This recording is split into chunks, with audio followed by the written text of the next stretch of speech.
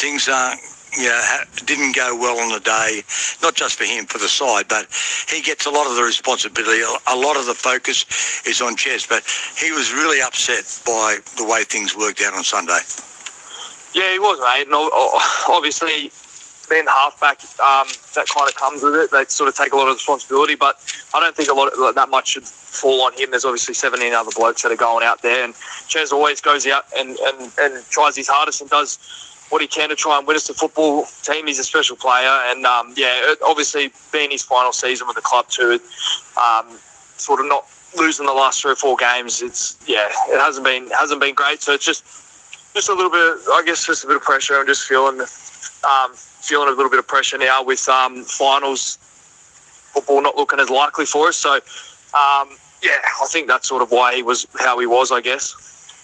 Manly hooker Jake Simpkin is with us, and new dad as well with us here on ABC Sport.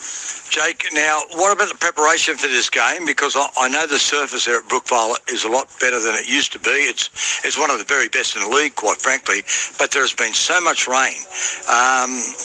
You would think that kicking is going to be very important. How has the focus been in terms of maybe changing tactics because of all the rain that we've had? And Brookvale even has been a little bit wet, very wet. Yeah, well, we had a training session. We had trained yesterday, Wednesday there, and I think it's the wettest I've ever seen it. Like, every time you run, there was just water, like, sloshing everywhere. So, definitely, obviously have to play to the conditions there. We've spoken about what we want to do there, and we've obviously got 2 good long kickers in Brooksy and Ches, so that's always handy for us as well. But yeah, we're lucky. Brookvale's got pretty good drainage, but I don't know how good the drainage can be with the weather that's been. So yeah, we'll have to definitely have to look into that. We've obviously made preparations for what we want to do. So yeah. Yeah, now just on Jake Trebojevic, he's obviously out, and I know that he's been having some difficulties post-concussion. How has he been? Has he been around the camp? Yeah, Jakey's been in and out sort of every day, so kind of just doing his own sort of recovery and protocol that they've got in and around the concussion stuff. But he's always in high spirits, Jakey. He's an awesome bloke to have around the club, and so we've sort of seen him a little bit, not as much as normal, but he's sort of been in with the doc and just with the performance team. Do you expect to see him on the park again this season? I'd love to. I'm honestly not too sure sort of what they're thinking there. That's more the medical staff kind of avenue, but we're a much better team when we have him on the park. So I'd definitely love for him to play the last 2 games. I think he's obviously out this week, but hopefully next week we can get him back out there. But again, that's up to the medical staff. Yeah, now the other side of that, well, there's 2 other sides, but Ben Trebojevic he's had a pretty good season. But Tom, I know he's been running a lot better too. He's slowly but surely getting back to his best. You need him at his best to match the hammer. Yeah, we definitely do. Obviously, Turbo, when he's at his best, he's the best. He's one of his best players in the game. He's a special player, and whenever Turbo's playing well, I suppose we're playing well. So yeah, if he can do what he's been doing, keep going the way he's been going, we'll be right on Saturday night. Jake, we appreciate your time. Congratulations again on the arrival of little Hunter last weekend, and all the best on Saturday against the Dolphins. Thank you. Thanks, guys. Jake Simpkin, Manly hooker, with us here on ABC Sport. Kick-off here between South Sydney Rabbitohs and St.George Illawarra Dragons is not too far away. You better head downstairs, Gibbsy, get your 37 jackets on and go and do that. So we'll hear from you very shortly on the touchline. Out he goes, Sig. I must admit, Louis, I've heard you guys describe it on a Sunday when Gibbsy gets, and Friday when he gets his kit on. It reminds me of Cool Runnings. You know, Cool Runnings, where they walk outside and they have to go walk back inside, put all their entire contents of their suitcase on them. That's what Gibbsy is with his 37 jackets on here on the sideline. Down to him very shortly when he gets down there. 0467 920 222. Troy and Georgie, thank you for your text. Nick in Melbourne, thank you for your kind wishes as well. And I'll see you tomorrow night in Melbourne for the Storm and the Bulldogs. Thanks again to Rooster Muzz. Says it's just a special to play for the mighty Australian Kangaroos. I've no doubt some players use the current qualification rules for their financial advantage. That to me is the bloody disgrace. Thank you, Rooster Muzz, who says he also hopes the Rabbitohs get flogged tonight.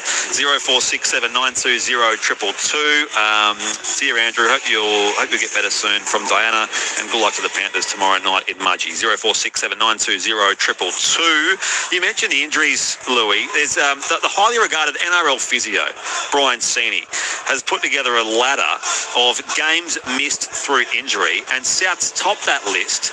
252 games, not counting buys, but over 250 games across this season lost to injury from a lot of their key players, which just contextualises the issues they've had with the casualty ward.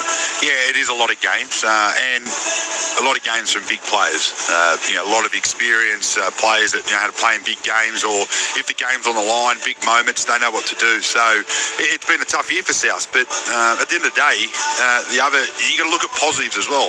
There's a lot of experience out there that they're getting for South Sydney. Young Ashton Ward getting a little bit of time. He looked great last week, and if all those guys were playing week in, week out, they're not getting their chances in first grade. So they'll benefit from it in the long run, definitely. Jamie Humphries came back in a couple of weeks ago. Of course, he was the hero last time these sides met in round 2 in Wollongong, kicked that winning field goal. And this week, Keon Kolomatangi and Lockie Hubner in their forward pack, also among the ins for the South Sydney Rabbitohs, who won 2 games in a row.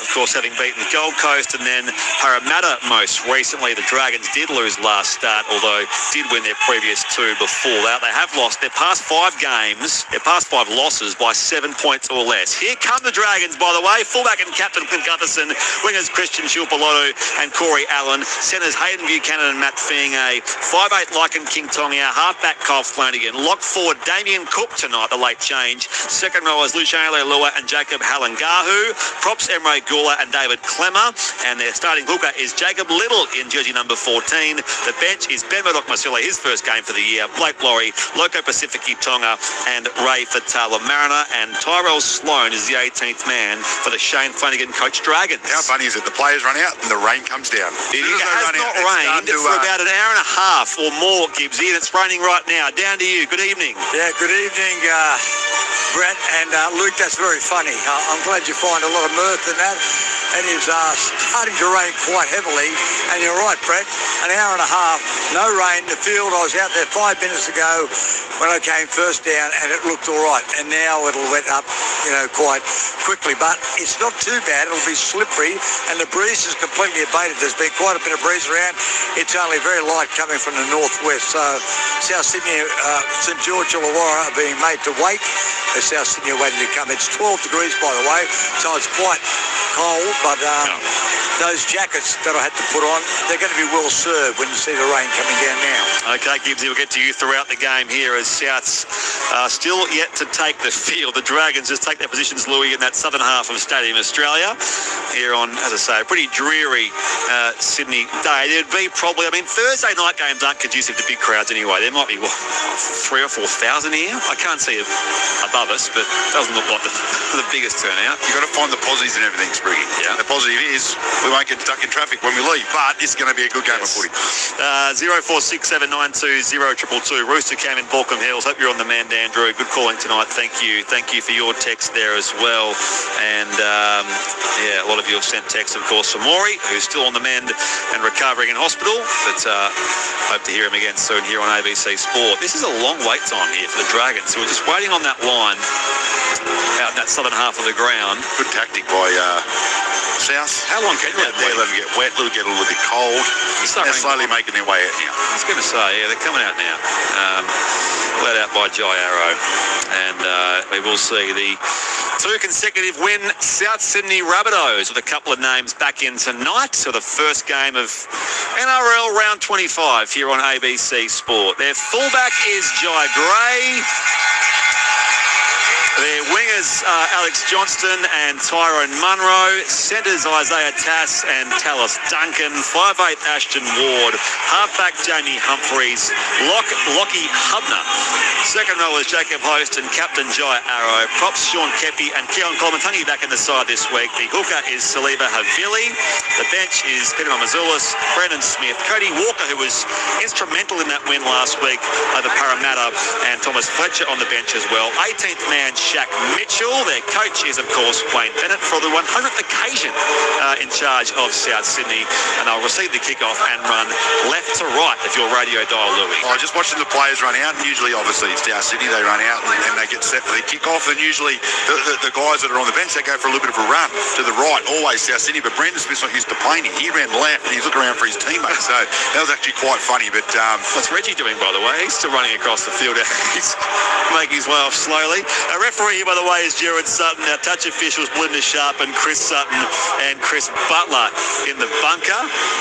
Speaking of Suttons, did I see John Sutton ringing that bell earlier? Yep, there we go. Dragons kickoff. Souths to receive here. The first game of round 25 underway. Thursday night footy here on ABC Sport. High kickoff. And it goes down towards that left edge. And the first hit up is taken there. 20 out and in from the eastern side for the South Sydney Rabbitohs. Playing it out there is in fact the halfback in Humphreys. Swings it across open side right on play 2. And still 20 out here. Played it now is Coleman, as mentioned, back in the side from an ankle injury. He had surgery despite suffering the injury in as recently as round 20. Here's a run from Kepi early on as well. They're swinging across to the right-hand side of the field.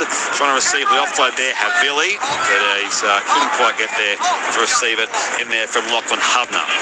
Up that right-hand side they go again with a strong run from Colin Watungi. It's last play South. 5 short of that halfway line. End of the set, the kick from Humphreys. Left foot kick, drills it downfield here. 10 out from that southern line, 10 in from the eastern side, and run away here for the Dragons. Kepi makes the tackle in concert there with Jai Arrow, and getting up to play it there for St. George Illawarra is Corey Allen. Well, they come through centre field, 25 out here, middle of the park. As again early in the set here, St. George Illawarra with Little at dummy half. It's his first start for the year, by the way, Jacob Little, and now here's the run from Tuapoloto, who returned to the side last week. He's had 4 hamstrings this year alone, Tuapoloto. Back to the right-hand side they go here. Gutherson on in turn here to be Cannon, who debuted a couple of weeks ago, and he stopped 12 short of the halfway line, 10 in from the eastern side on the second last play here for the Dragons. No score here on ABC Sport in this first 90 seconds or so. End of the set here for St. George Illawarra. Little goes short side right. Off a step, the kick from Kyle Flanagan. High in the air it goes. Jai Gray comes in, takes the catch, and he's got some room to move there. Skips into that line, 30 out from his own line, northern end. Taken 12 in from the eastern side. Luke Lewis. Yeah, well, a really good start there by South Sydney right from the kickoff. They made some nice meters. They got to a good kick, and they backed it up with the back of their defence as well. And if the Dragons want to have a good game tonight, they've got to do a good job on the number 1 from South Sydney. He had a really good game last week, and he's an absolute live wire at number 1. He's had a great season so far, Jai Gray. And there's the run from Johnston. He's still 4 tries away from the all-time record at a ground, of course, he loves to score tries at. Scored 4 on his last appearance here. It would be unlikely, of course, as 4 tries often is, but that's his equation. Here's Coleman-Tungi again. Makes good ground inside the Dragons half. 35 out centre field. Last play here for South Sydney. Dummy half Havili. Left-hand side now to the kick from Humphreys. Off that left-hand side. It goes high in the air. Launching Allens. Come back here to Flanagan. That was knocked on first by the Dragons. So it will be, in fact, sorry, South. So it will be a changeover and possession here for the Dragons. 10 out from that southern line. Touchline we go. John Gibbs. Yeah, a little knock on there, but slippery conditions, so kicking is going to be very important. You'll notice that St. George Illawarra have the country-coloured socks on, the maroon and yellow socks. That's because there's footy country around, and we're paying homage to, country football everywhere. We've got the one game in Mudgee, of course, but that's why they're wearing maroon and yellow socks. Here's the shape left-hand side now for the Dragons. Tackled 30 out from their own line, 20 in from the western side. Getting to play it now is Matthew Finge, who scored a couple of tries against the Warriors last week. And now again, here is Luciano Leilua, taken down on his own 40-metre line for the St. George Illawarra Dragons. Little fed through hands, Gutherson to Clemmer. Backs his way into a 3-man wall here, 5 short of the halfway. It is last play Dragons. Still no score inside the opening minutes here at Stadium Australia as the kick from Flanagan goes high in the air. Johnson receives it on the wing. He's 20 out from his own line, and dummies a pass here sort of half-heartedly, and he's run aground there by Little in concert with Lycan King Tonga. South's on the attack, 30 out from their own line. They swing it across that right right-hand side of the field there for Tyrone Munro, who scored the opening try against Para last week at the footy stadium. 40 out, 20 in from the western side. Still a couple of plays left in the set now for South Sydney. A dummy there from Lachlan Hubner, and he goes low there as he's tackled by 3 St.George Illawarra Dragons, 8 short of halfway. Played to Havili on the second last, and again Colin Matangi gets up over halfway here, and will play it now 7 metres inside Dragons territory. To the right hand side, Ashton Ward's first kick of the game goes high, that drop punt downfield onto the chest there of Gutherson, and the Dragons captain is met there by 3 South defenders. 20 out, 20 in from the western side. We've played, the game clock's gone, but we've played about 4.5 minutes, Louis, on ABC Sport. Souths nil, Dragons nil. Yeah, well, the game clock's not actually working at the moment. It's been sitting on there on 40 since we started. But look, there's not much doing at the moment. No side's really got any field position or opportunity on each other's line. They're just getting through their sets nicely. All played through the middle of the field. They're in the arm wrestle right to start this game. And here's a centre field run again here from the Dragons, and Matt, beg your pardon, it's from the front row there, and Emre Gula. It's come to the right-hand side of the park. The back row now in Halangahu, debuted against the Sharks a couple of weeks ago in that same game with Hayden Buchanan. 40 out now from South line. Last play Dragons. It comes to Flanagan in those country-coloured maroon and gold socks. High ball there for Alex Johnston, and he's enveloped there by Cook and a defensive line. Also in there was Hayden Buchanan, 17 out from his own line at Northern End here at Stadium Australia. Souths nil, the Dragons nil here on ABC Sport. You're with Brett Sprigg, Luke Lewis and John Gibbs. And Souths got the attack once more. Already on play 3, 30 out from their own line, 20 in from the eastern side. Played there by Jai Arrow. Through hands it comes. On that sweep to the right-hand side, Tass puts on the wheels here, but he's run down from behind by Lycan King Tonga. On the halfway line there, Gray. Across open side left to Tyrone Munro. Gains a quick 10 more metres here. It's last place South, 40 out from the Dragons line. As again it comes to Ashton Ward. Off a step. His kick high in the air. Gutherson, 80 out from his own line. Put the Dragons back into attack here before he is tackled 15 out from that southern end of Stadium Australia. Still no score here, Souths and St. George Illawarra. We've now played 7 gone. The game clock's back. 7 gone in this first half here on ABC Sport. Quick run there from Matt Fienge. We'll play it there again. Little on to Flanagan. They waste no time. Allen steps in field. He was hit solidly there by Kepi, and also in the tackle was Jacob Host. 40 out from their own line here, St. George Illawarra. David Clemmer. Good post contact gain there over the halfway stripe. Here on play 4 now for the Dragons. Little runs it from dummy half. Back on the inside now as they try to get it going through Flanagan, and he's tackled 40 out centre field in there by Jacob Host. Comes now through the man kicking, Lycan King Tonga. High crossfield kick down towards Alex Johnson, and again he's tackled 20 out and 15 in from the eastern side. Here it is no score. South Sydney and St. George Illawarra. 8 gone first half. ABC Sport in the touchline, John Gibbs. A very conservative start by both these sides. It's a real arm wrestle. Good little burst there, though, incision by Matt Finger. He was very good against the Warriors last week as well, so looking to be in good form. So if they get it out a bit wider, there's a player hurt here. Jai Arrow, is it? Yeah, it looks like Jai Arrow, middle of the set here, so players just stop for the time being as he'll be getting up. He's clutching at his knee too. 35 out from his own line. His right knee. They're doing a bit of a knee check there at the moment. And I think it was Clint Gutherson was it Clint Gutherson or was it, actually it might have been Jake Little, who put his hand up straight away. Here's the replay. Oh, he sort of comes in heavy there on that defensive line. Clemmer, sort of third man in, but it was it's the lower part of his right leg here, Jai Arrow. So that's the issue here for the South Sydney acting captain. We'll get to Gibbsy very shortly. And he's still being assessed on field as play continues. Still with 3 tackles left in the set. Loose ball trickles away here for Jai Gray. He does surrender there in the tackle of Damien Cook, who's playing lock to start this game. There's a good gain there from Hubner with a quick dozen over halfway. Last play South, the right side they come. Ashton Ward kicks. He was dealt with by Cook after the fact. That's why the crowd are booing as play continues. Gutherson receives the high ball.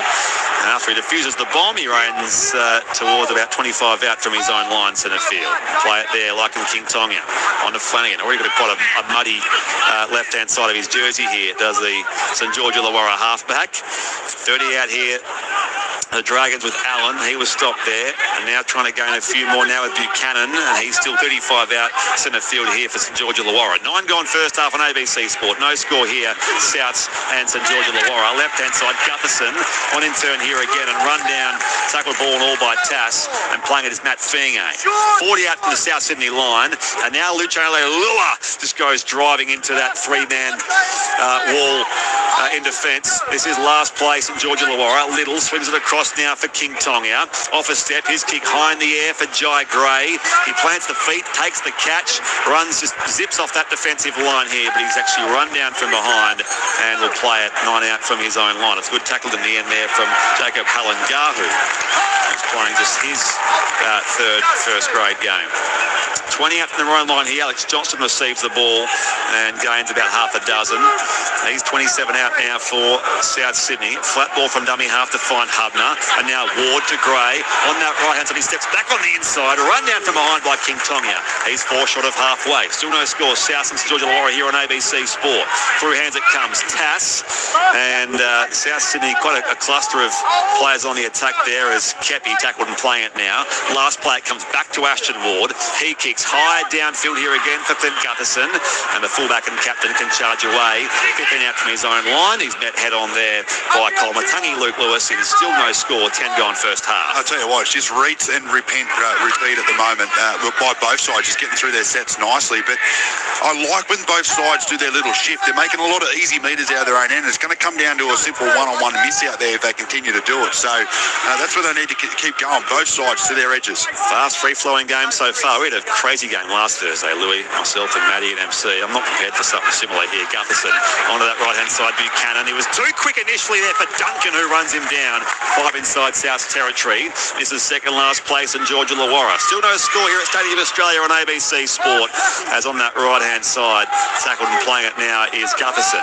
They go blindside right. Little to Flanagan. Off a step. High kick in the air. Gray, 80 out from his own line. Gets to it now, and his acceleration and pace is halted there by Damien Cook, and also Clemmer, 15 out from that northern line. John Gibbs on the touchline. Well, neither side's really had good field position yet. The game has been played in the middle of the park, and as I said previously, they're being very conservative. So what we need is a mistake or a penalty. But Jared Sutton, because of the conditions, allowing a little bit of latitude. 11 going first half here at Stadium Australia. South Sydney the Dragons, still no score. Played here again to Ashton Ward. Open side left, the run from Jacob Host, who of course was a former Dragon. Played 51 games in the red and white for 5 seasons. Villi on to Humphreys. Last play kick was in fact on the second last play. Early from behind the 40. Bounces down towards Gutherson. He's got plenty of space here on that right-hand side before being stopped by Duncan, and also Jai Arrow on that left edge South Sydney defence. So Dragons on the attack here. Still no score. 12 gone first half on ABC Sport. You're with Brett Sprigg, Luke Lewis and John Gibbs. So the first game of this NRL round 25. Clemmer wrestled to the turf there by Kepi. He'll play on halfway here for the Big V. Right-hand side they go again now with Halangahu. Post-contact gain now 40 out from South's line. Little on now to Cook. And the left-hand side, Leilua on here again. Finge on the angled run. He's stopped there by Tass. Last play, 30 out, 8 in from the western side nearest to us. Last play, Dragons, as the kick from King Tonga goes up in the air. Gray, 5 out from his own line. Coming in hot was Flanagan. And the ball, where's the ref? I've lost him, Jared Sutton. He's going to be a South Sydney penalty. 13 gone first half here, and still no score, Louis.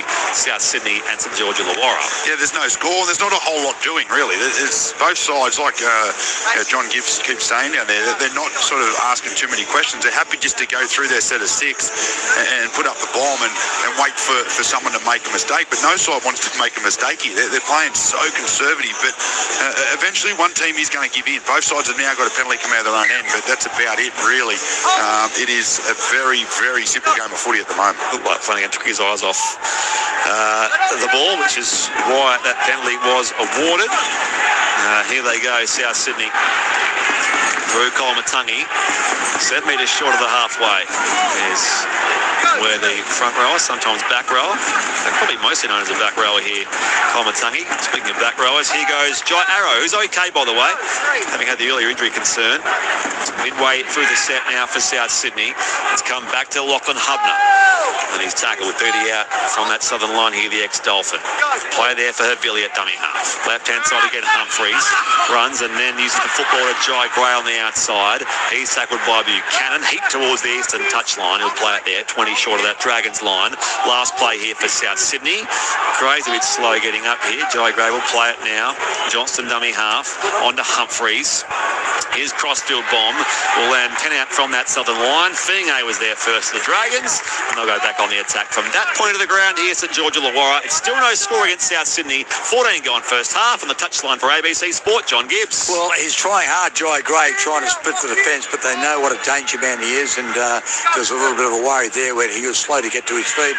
As you say, Brett, Jai Arrow, he got back into line gingerly, but as the game's gone on, he's fine now. Chris in Thailand, I'm not sure if he's being facetious or if he misgives his information that these Dragons are wearing the New South Wales country socks, orange and yellow, not Broncos socks, as Chris points out. Very similar.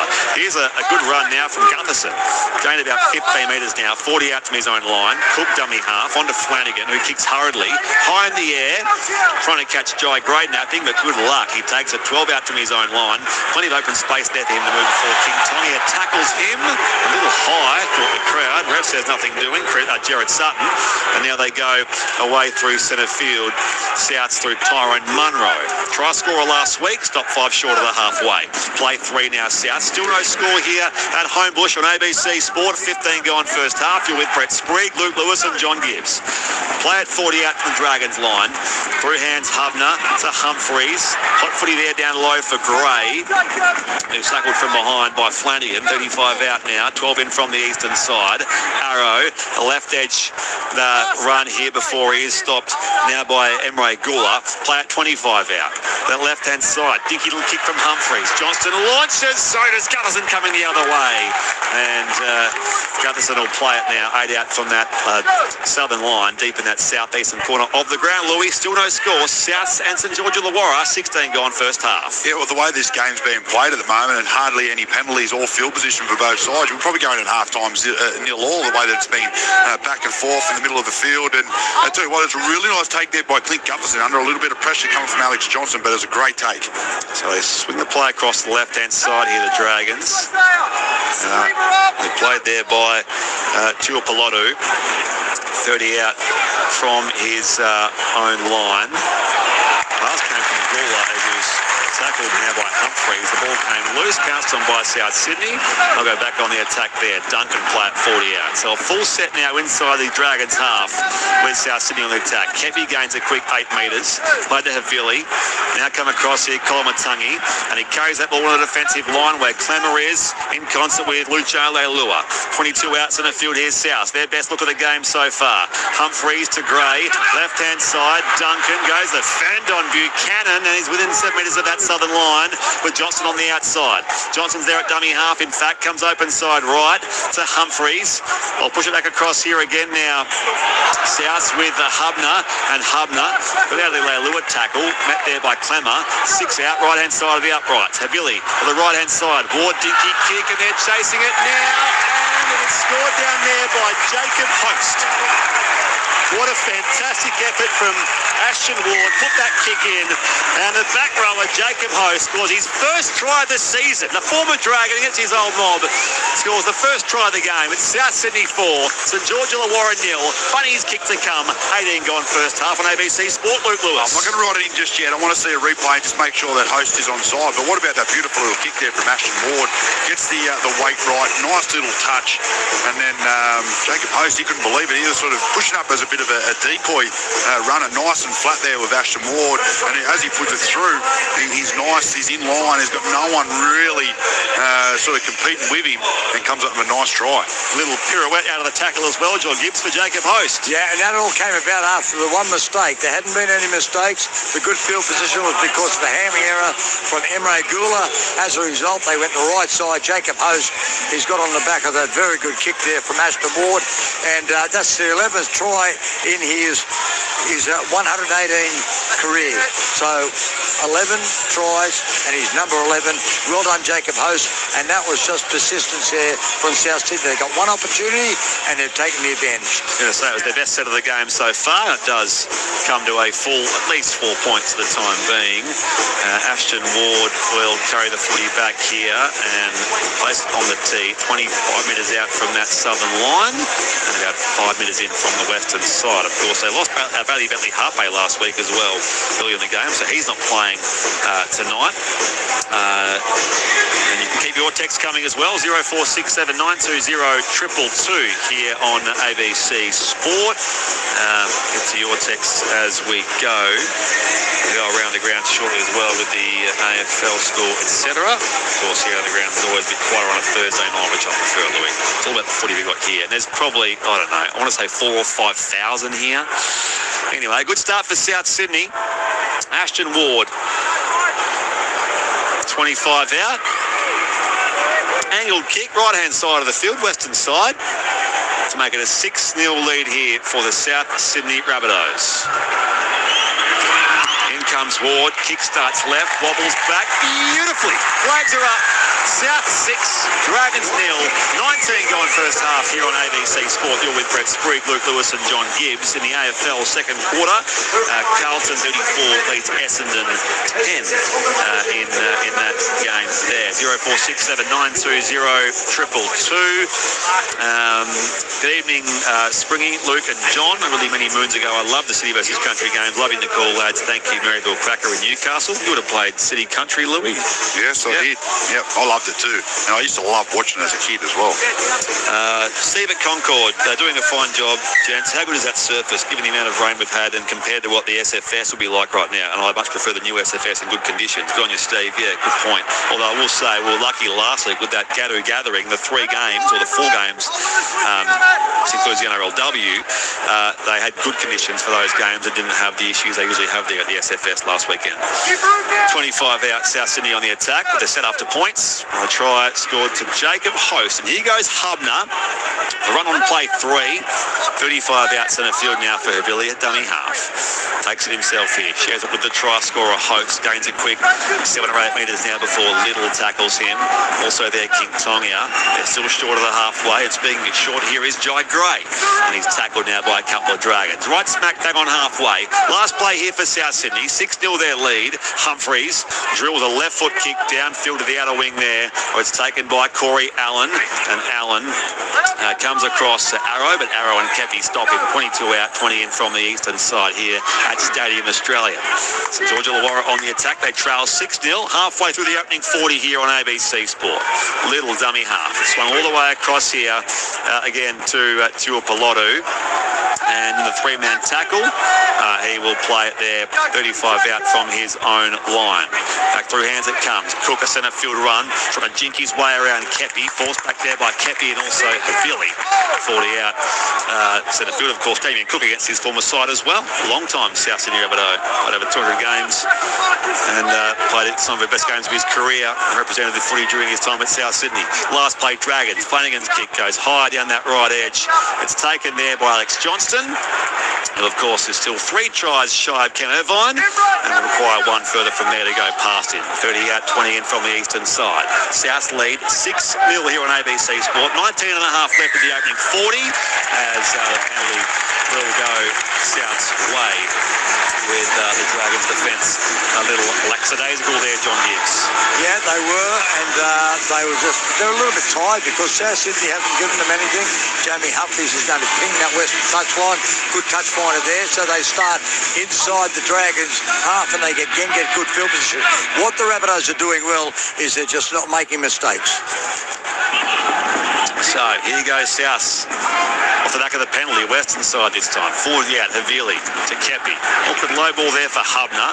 Hits the line at speed here. He spins off Alan Gahu, who's actually making his first career start. He turns 19 next week, Alan Gahu. As I mentioned, debuted a couple of weeks ago. Ward, speaking of young players, takes on King Tongia. Rip of the deck there by King Tongia and also Leilua. He'll play it 8 out, right-hand side of the upright. South deep in attack. It's come to Humphreys. Back to Colin Matungi. And Now Gray, he explodes away, shares it with Duncan. The crowd rises there for Alex Johnston, but Duncan still has the ball. And he's driven back there by Flanagan. This is play 4 now, 8 short of that southern line. Johnston dummy half. Back to Jai Gray. And Hubner again on a straightening run towards Clemmer and taken down low there by Gula as well. 7 out left-hand side of the post. Last play, Havili to Humphreys. Right-hand side they come. Ward, a little bump fake there with Host, who's a half metre shy. Looking for his second try of the night. It remains South Sydney 6, St. George Illawarra 0. 18 left first half on ABC Sport. Luke Lewis. They're looking good, South Sydney. They look really good coming out of their own end. They're not pushing the passes. They're playing nice and early to their teammates. Give them every opportunity to make sure they get a good catch on that ball. That was a nice play there. Again there from Ashton Ward. Just plays nice and short to the back rower. They're building this game nicely, South Sydney. 17:40 left in this opening half of footy as the Dragons go back on the attack. Already on play 2, 12 out from their own line. Little. Up to the right-hand side again. The jinking run from Buchanan. His third first grade game. And now Little tries to zigzag his way around Kolomatangi. Play at 30 out now. Cook from dummy half. Goes himself. Runs the footy there into Lachlan Hubner. And he'll play at 40 out. Last play, Dragons who trail 6-0 here at Stadium Australia. Flanagan's kicked down field into the set. Goes towards Alex Johnston. Up that left-hand side he goes. There's a big open run for AJ. And he takes on Buchanan. And dragged towards the eastern touchline, also in there with Allen in defence. And he'll play it here. Johnston 35 out from his own line, 5 in from the eastern side. Duncan, who scored those 2 tries last week. He was the Eric Sims medalist in that game at the Footy Stadium. 40 out. Play there to Humphreys, dummy half. On to Arrow, who straightens his run there into Little and also Halengahu. Metre short of halfway here for South Sydney, who leads 6-0 here in the game. Right-hand side with Brennan Smith off the bench. Good punch up to the 40-metre line here. He takes on Gula. Play it now, 35 out. Mazulis dummy half. The right-hand side, Ward. He dummies as well before he's ripped to the deck by Little and also Cook. This is last play, South 30 out. Make it 25 out. Gray trying to get the pass away here. He slips the King Tongi tackle. Not so Fenge as he ran the ball. That will be a changeover. Dragons back on the attack. 10 out from their own line, John Gibbs, and it's South who leads 6-0. Well, it's a two-pronged attack here. So what they've got is Brandon Smith playing in the middle. He came up with a good run. Mamazelos came on. Mamazelos had a good game against Parramatta. He's sharp, and here's a penalty now for a crusher going against the Dragons. So that will get them out of trouble because they've been under a fair bit of pressure here, and we'll see if that remains. But Mamazelos, a bit of dash, and up the middle, Brandon Smith might be a good double change. I think you'll find it's Jacob Host on report, Gibbs. He was placed on report twice in that game against Para last week. Of course, scored the first try of the game here tonight. Only try so far on report for the crusher there on Tuapolotu. So here they go, St. George Illawarra on the attack. They tap 30 out. Now Fenge tries to get loose. He'll play it now 40 out. They roll on quickly up that left-hand side. Jacob Little, who got legged there by Isaiah Tass. And now King Tonga shares it with Blake Laurie. Recent 150 gamer. With 3 career tries, Blake Laurie. And none this year in his 15th appearance. It's going to be 6 more here for the ruck infringement. So that was just this time it was a point from the South defence. Clemens centre field. Bounced off Mamazelos, and also collaring him in there is Jacob Host on report a short time ago. 35 out centre field here, the Dragons. It's only play 2 here, so it's their best look of the game so far. They trail 6-0. Gutherson back on the inside now to Halengahu, and he hits the deck. 25 out, 20 in from the eastern side. Played there again to Little. Open side left, he comes. Cook shares it with King Tonga. On to Gutherson. Up the left-hand side they go. It's come to Tuapolotu.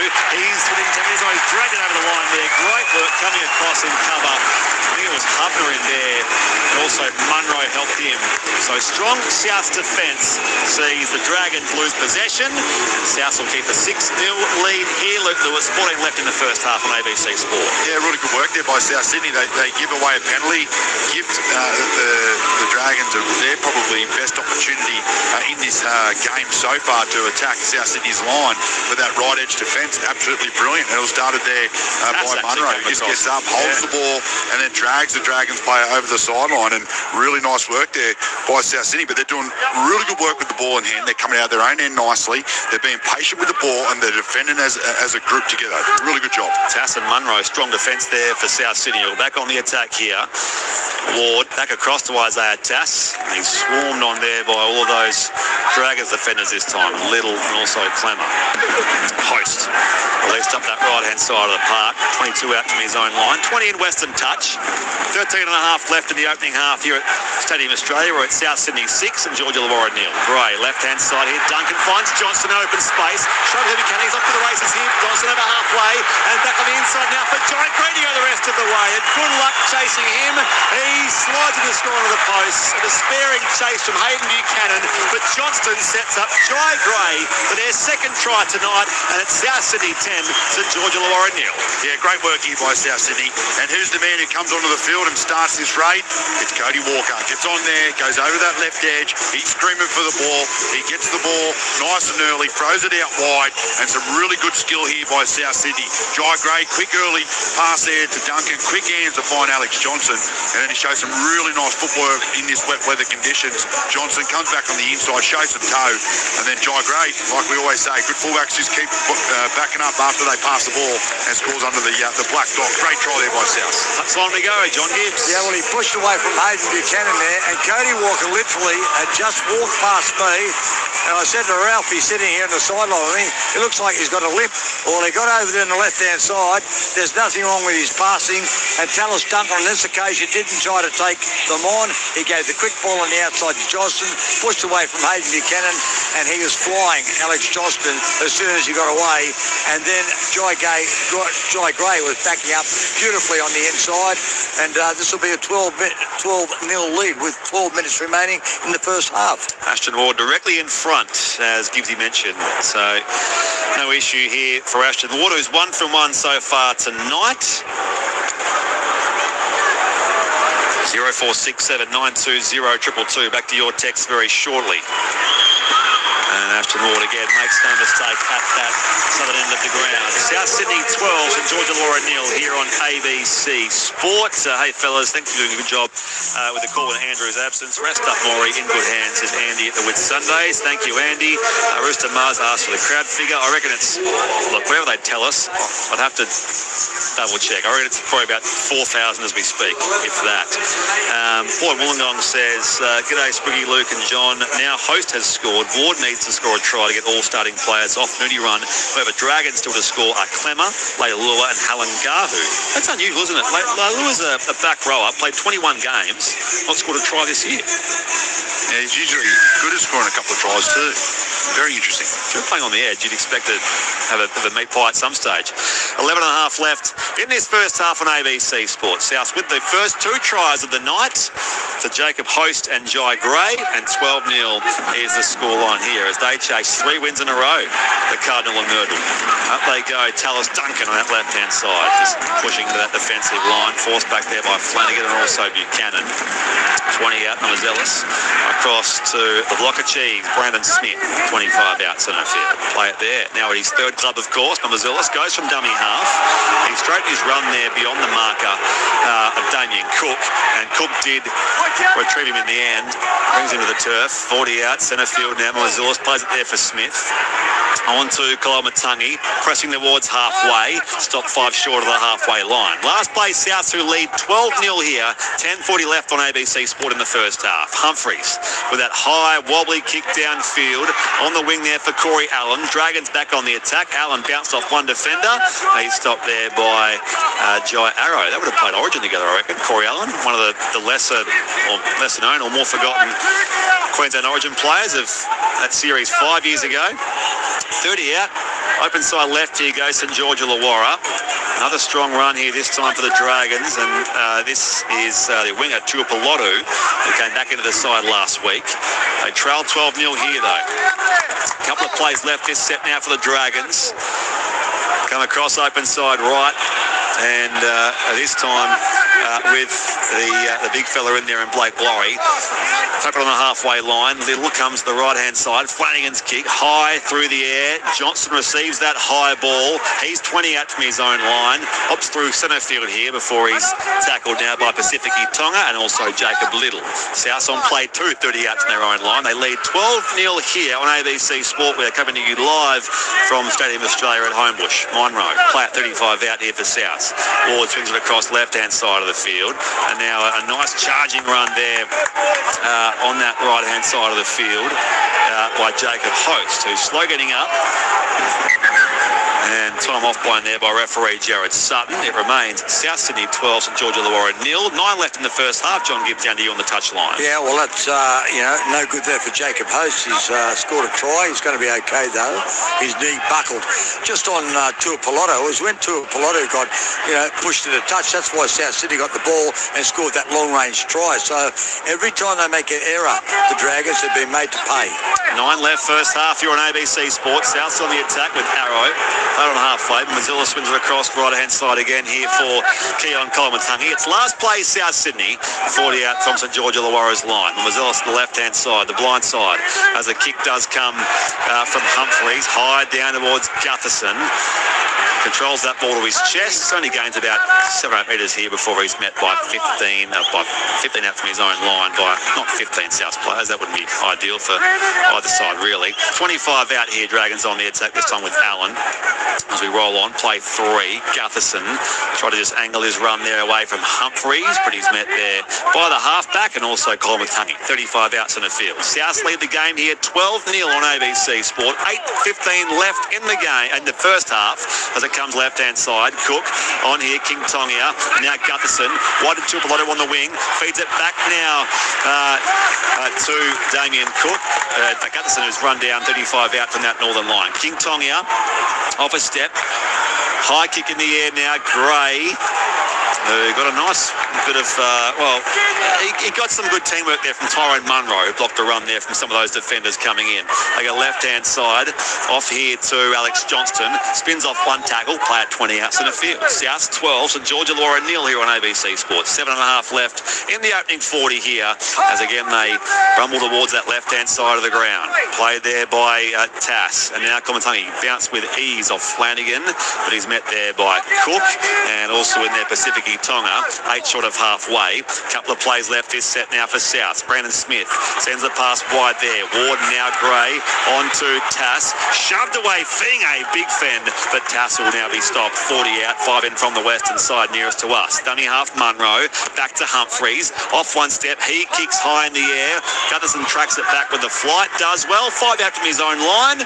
Gains a dozen more here, but he's met by Mamazoulis and also stopped by Ward, who'll play it now 20 out, 20 in from the western side. Luke Lewis, South's 12, the Dragons 0. Yeah, I just don't see anything from the St. George side at the moment. They're walking back on side. They're struggling to get into position early, and they're all one-out carries at the moment. They look dangerous when they shift, but they're just not shifting enough coming out of their own end.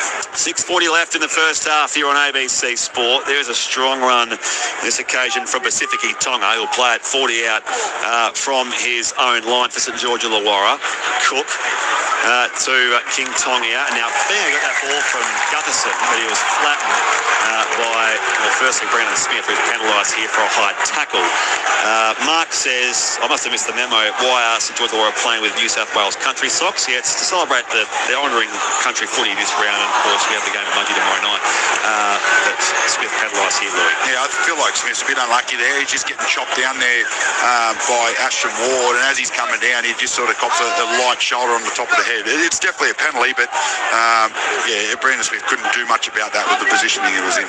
25 out, 20 in from the western side, and it's been lost in the play of the ball here by Leilua. So they make the error here, St. George Illawarra, and when they've done that in this game previously, John Gibbs, the Souths have made them pay. They lead 12-0 Rabbitohs, 5.5 left in the first half. Yeah, they got an opportunity there and they've squandered it. Now, I just got an update on the socks. Now, I just assumed because it's footy country round that they were wearing the country socks because that's the colours, maroon and gold.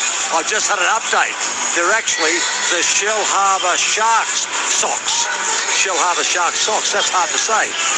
But that's the team just down there near Clamour. Shell Harbour Group Sharks. 7, yes, and they won the right for the Dragons to wear the socks, I think, Gibbs. Gibbsy. So they won a competition in the junior ranks there, which meant that their socks got to be worn by the by St.George Illawarra. So that's why they're wearing the Shell Harbour Sharks socks. There you go. So it is, I guess, loosely tied to country footy, but it's a specific club, not just the country colours. As we've been called back here, South on play 3, play at 40. They lead 12-0, by the way. That's the most important thing. 4:40 left in this first half on ABC Sport. You're with Brett Sprigg, Luke Lewis and John Gibbs. A couple of you text about that and the Shell Harbour Sharks. Caelan Connor, who provided some context there for us as well. As the pass goes wide now for South Sydney. Arrow tackle 35 out 20 in from the eastern side. Zealous picks up a dummy half, shares it with Humphreys. Strong angled run here as he finds Cook and also Blake Laurie. 25 out last play, back second last now for South as it comes from Gray. In fact, Gray still has the footy. Johnston there on the outside. That was the last play. So they round the ball, and not for the first time in this game, Louis, Gray has run down that last play deep in that south eastern corner of Stadium Australia, where it is South Sydney 12, St George Illawarra 0, 3:50 left in the first half. Well, it's not a bad play there by South Sydney. They don't have to come up and kick. They don't have to flirt with the 7 tackle set or that sideline. They run, they ask a couple of questions, get pulled up a metre out. It's a very tough place to come out of when you've got the ball in here there for the Dragons. But they are setting up nicely on that left edge. Alex Johnson, he's getting a fair bit of a look. Eventually it will open up for him. So here they go, up middle of the park, St George Illawarra. Run there by Tuapolotu, 35 out from his own line. Play there, it's been lost by a little. Into the path of Humphreys. South back on the attack for a 0 tackle. 40 out from St George Illawarra's line, looking to add to their 12-0 lead. 3:20 left in the first half. Flat ball from dummy half as Ward finds Munro. 30 out middle of the park. Dummy half Mazelis off to Kolmatangi, and he's tackled. 22 out. Centre field now for South Sydney. As it comes left-hand side again. That left edge where Johnston's waiting. It's with Tallis Duncan. Steps inside. Won't offload wide there for Johnston. He's tackled 5 short of that southern line. Johnston dummy half. Back across here now for South. Mamazilla shares it with Humphreys. And this will be second last play, South Sydney. 8 out, left-hand side of the post. 2:40 left in the first half. Open side right they come. Brandon Smith shares it with Ward. Wants to dart back to the left-hand side of the field. He's 12 out currently. And he's stopped there by 2 Dragons defenders. 10 out, right-hand side of the post. Last play, South, 12-0 their lead. On Mazelis to Kolmatangi. On here again, Walker. On to Duncan. 1 to Johnston, who goes over to score. Try number 210 for Alex Johnston. As we close on half-time, it's South Sydney 16, St George Illawarra 0. Bunnies kick to come, Luke Lewis. Yeah, well, they've been asking questions down that left edge a lot of times. Duncan, just getting the ball running, and then a couple of really nice runs from Jai Gray. And then this time they get it absolutely right. There was a beautiful pass there from Cody Walker. Looks like he's going to play out the back to Jai Gray, but it goes in front of his face, hits Duncan on the chest. And it was a simple pass there from Duncan to find Alex Johnson, who goes over and slides in as easy as you like. And it's another try to collection. 2 to go to equal Ken Irvine. Now the touchline, John Gibbs. Oh, that's amazing. The crowd here getting excited. I reckon it's a big stadium here. I reckon there's going to be 6,000 or 7,000. I hope so, Brett, because as I look behind me, some of those that you can't see up there, and they're making a bit of noise. But Jai Gray, Cody Walker, very good work. And it was a lovely pass again by Tallis Duncan. Over he goes. But that was after a Dragons error. And I've got to tell you, with 1 minute to go before half-time, so that'll be a perfect half of rugby league for South Sydney. Their completion rate is 100%. In these conditions on this slippery surface and the rain that's around, that's amazing. We had a brief shower at kick-off. Not much since then, but of course been a very wet few days, weeks, months it's felt like here in Sydney across the middle months of the year. So the attempt at goal will come on that far right-hand side of the field with Ashton Ward, 25 out, and he's a couple of steps in from the eastern side. A couple of famous Shell Harbour Sharks, Louis, in Group 7. Matt Cooper, Luke Bailey, Trent Merrin all came from that club. Yeah, fair bit of cattle coming out of there. The Dragons wearing the Shell Harbour Sharks socks. It's look like Brisbane Broncos socks, maroon and gold. Here's Ashton Ward. He's 2 from 2 so far tonight, as gives you sort of perfect first half in attack for South Sydney. Here comes Ward. This will test his distance and accuracy. It's not quite there. It comes up short and bounces away on that right-hand side. 47 seconds left in the half. It's South Sydney 16, St. George Illawarra 0 here on ABC Sport. 0467 920 222. I'm loving the call. Hi, Brett, Luke and Gibbsy. Still laughing about one of Gibbsy's gaffes earlier. Thank you, Big Daddy at Coffs Harbour. Good evening, Spring Louis, the legend Gibbsy, a.k.a. Morsel God. Disappointing this game is played at Stadium Australia. As a country venue would have been over 10,000. Love the call. Keep up the great work. Hope Maury is okay and on the mend. Miss him dearly. AJ for a double tonight, says Brent in Cairns. I love Louis' positive attitude. Go the mighty Raiders. Good on you, Brent. And of course, big game to come. Speaking of country venues, Glen Willow Oval in Mudgee tomorrow for the Panthers and the Raiders. You'll hear that with Tim Gable, Alan Tung and Sam Williams. And here's now a run through centre field for South Sydney in the dying seconds of this first half. It's with Duncan. Gets up to play it now. Mazelis off to Arrow. They couldn't ruin Gibbsy's perfect half, could they? There's 18 seconds left. A couple of runs left here for the Rabbitohs, who lead 16-0 in the game. Brandon Smith on to Ward, and now Jai Gray dashing down that right-hand side.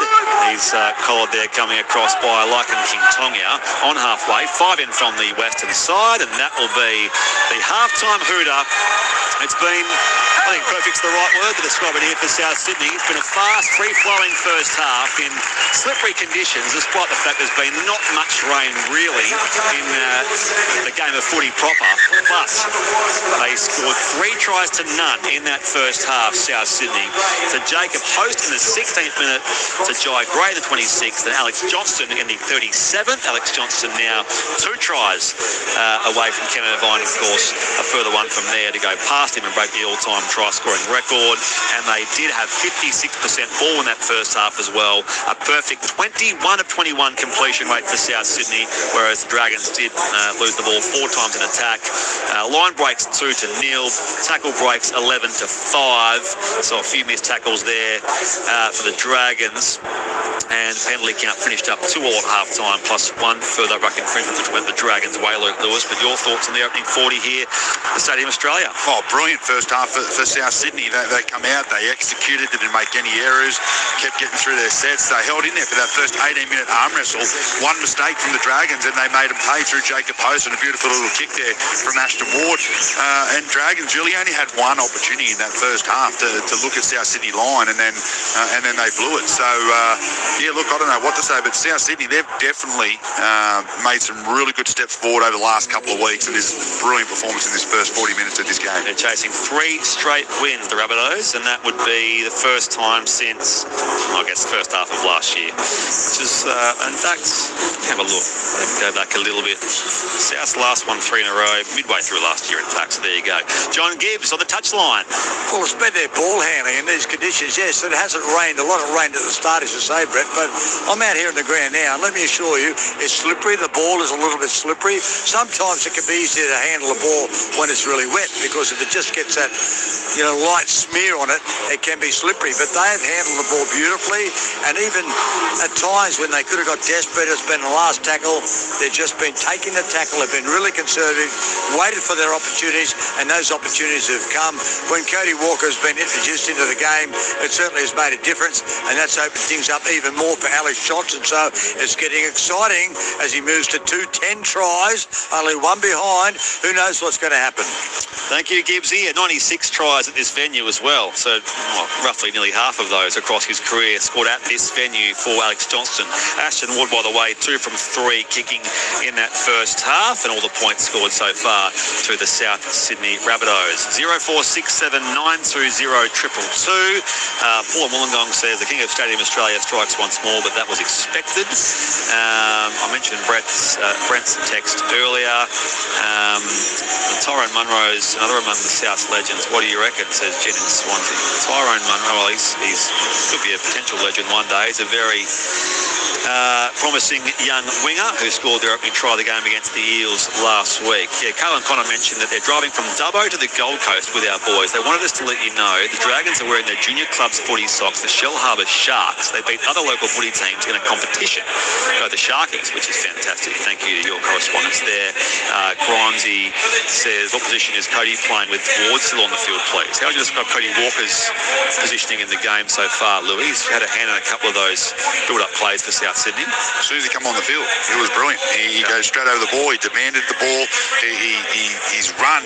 When he gets the ball at speed, he commits to the defenders, and his passing game, they're keeping him out in front. Been great since coming on. I really like him over the last 2 weeks. He's going to add so much value to this South side, and I'd like him to come off the bench at the moment. Laying on the bed with my 4-month-old son, finally sleeping on my chest. Thanks for the call, fellas. All the best to Maury. Says Flippy Newey. Good on your Flip. And we spoke to a new dad recently in Jake Simpkin. We spoke to him pre-game, of course. His son Hunter was born a couple of hours before kickoff. 2 hours. At the footy stadium last Sunday. Tracy's asking when Mr. Moore is back. I know you're all keen to know that. And of course, Moore is still recovering with his family and the medical support at his side. So, of course, when we know more about that, of course, we will let you know. Hopefully it's before too long. 0467 920 222. Around the grounds, by the way, in the AFL, it is half-time at the MCG. Carlton 48 leads Essendon 18.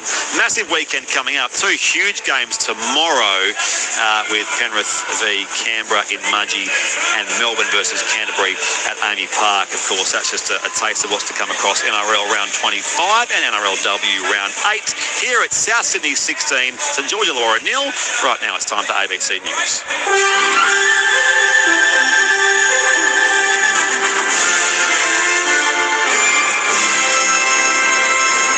Hall with ABC News. Finance Minister Katie Gallagher says there's growing consensus that Australia's tax system has an intergenerational inequality problem.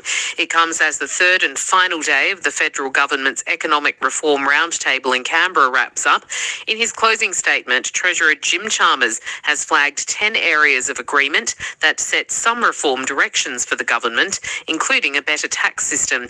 Senator Gallagher has acknowledged things are getting harder for younger Australians and says it's an issue that must be addressed. I think you can look at some pretty clear data that shows that it is getting harder for younger generations. And I think there is a responsibility on us to make sure that the systems we have, whether it be tax or the systems we provide, how we provide services, that we deal with those things. Australia Post has temporarily suspended transit shipping to the US ahead of new tariffs coming into effect next week. That means goods from other countries will no longer be able to be shipped to the US via Australia. From August 29, parcels of goods from Australia worth less than $1,200 will no longer be exempt from taxes upon arrival to the US. AusPost says its decision is in line with a number of other postal operators, including some European services, who are halting US shipments altogether.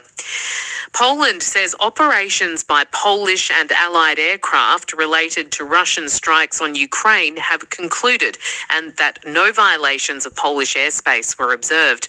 The comments come as Ukrainian President Volodymyr Zelensky condemns the latest massive Russian bombardment of Ukraine, which he says has been carried out as if there were no efforts by the world to stop the war.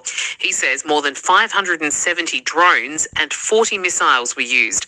Poland's Foreign Minister Radek Sikorski says jets were scrambled after Russian attacks came close to Polish airspace. We've had these incidents before. A Russian cruise missile landed 10 kilometers from my house in western Poland.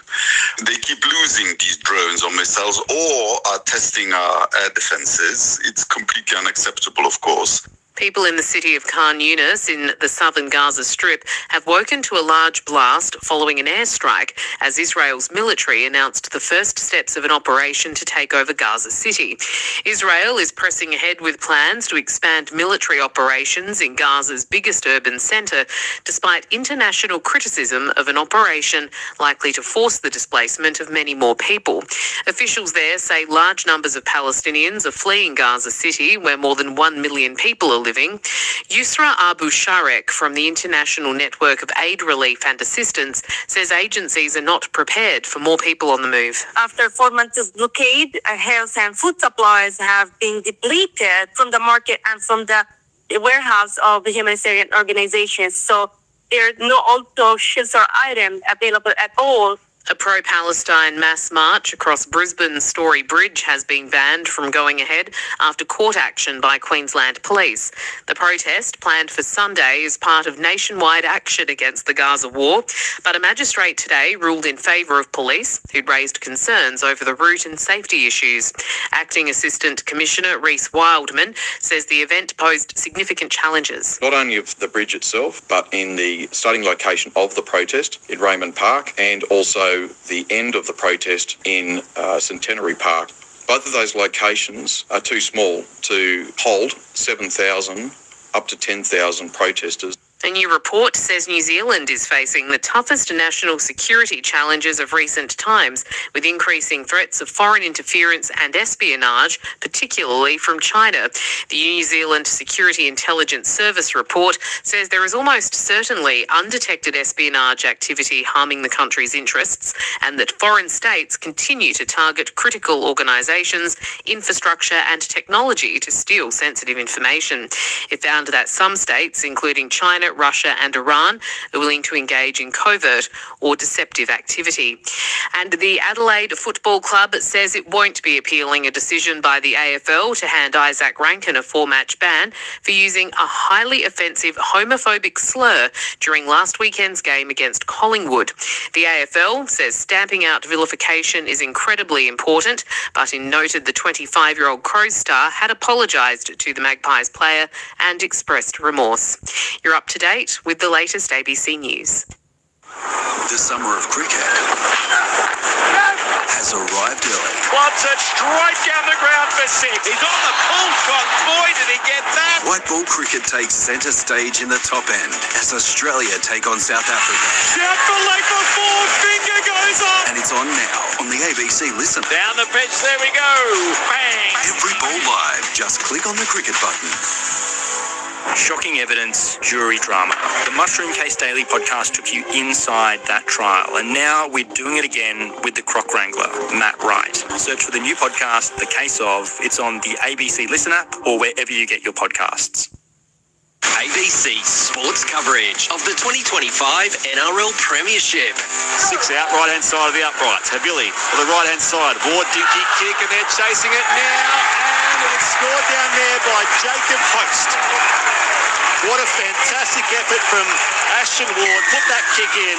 And the back rower, Jacob Host, scores his first try of the season. The former Dragon against his old mob. South Sydney 6 and St.George Illawarra 0. Gray, left-hand side here. Duncan finds Johnson open space. Struggles if he can. He's up to the races here. Johnson over halfway. And back on the inside now for Giant Gray to go the rest of the way. And good luck chasing him.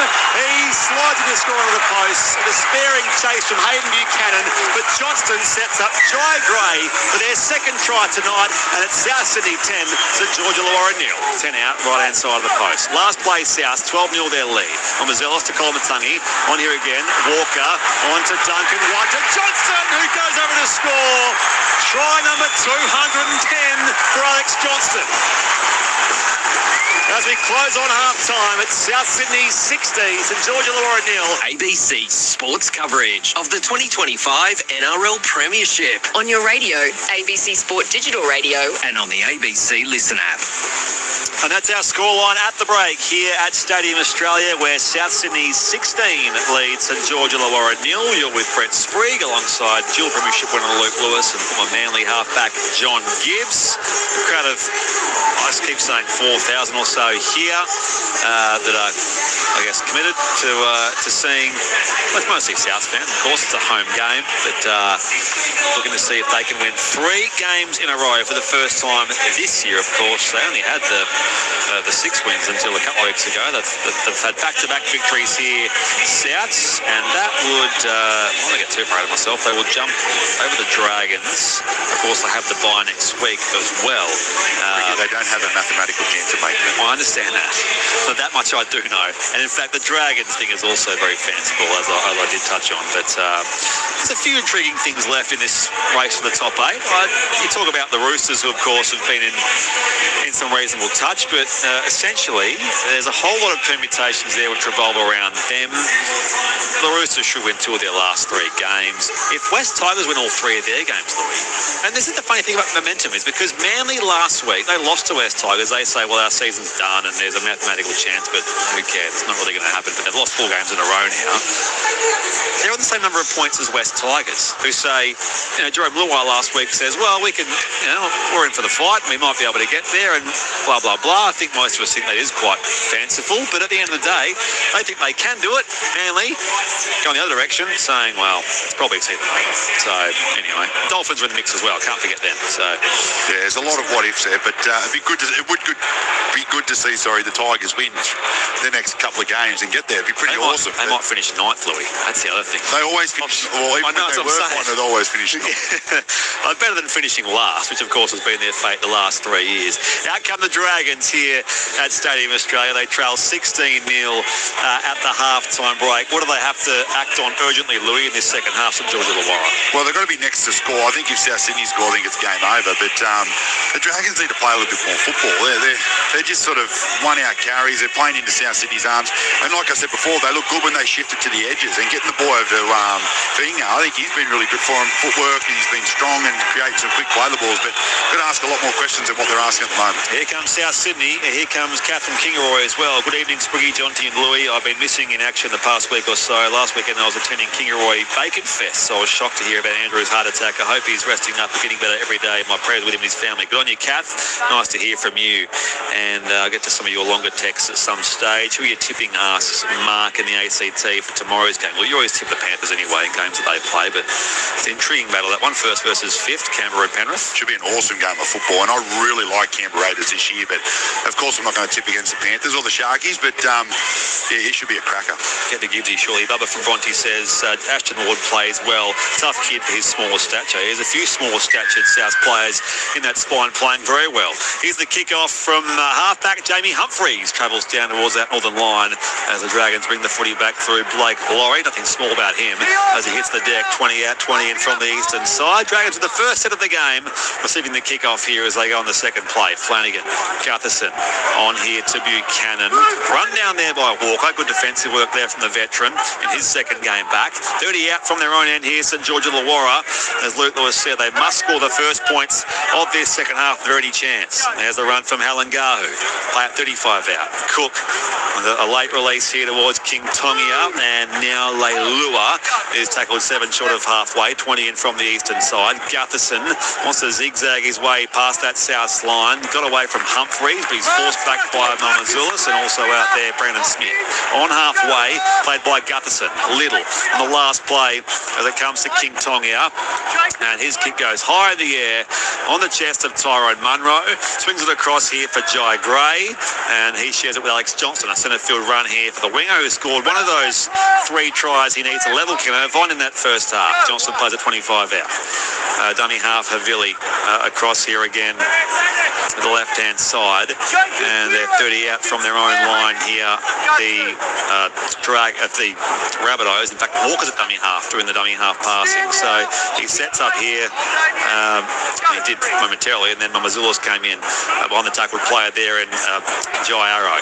Here's Ashton Ward dashing up that right-hand side of the field on halfway, 20 in from the eastern side, and 16-0 the South Sydney lead. Jai Gray run down there by Cook. Last play, 40 out from St. George Illawarra's line as South with Ward. Kick goes up in the air. Gutherson will chase it infield here, and he's forced back by a couple of players on the edge there. Remains South 16, Dragons 0. John Gibbs, welcome back. Yeah, thank you, Brett. That's a good start for South Sydney. They just started like in the first half. No mistakes, good kick, good chase, plenty of enthusiasm. They're going to have to take chances, St. George Illawarra, and with that, it brings risk of dropping dropping the ball. So South Sydney keep playing so well in terms of ball handling, they're going to be hard to toss. 2.5 minutes played, second half here on ABC Sport. South Sydney 16, St. George Illawarra 0. A couple of plays left this set now for the visitors. The Dragons flicked back there by Pacific Tonga. Still alive on this second last. Little Dud can stretch away here. Shares it back to Flanagan.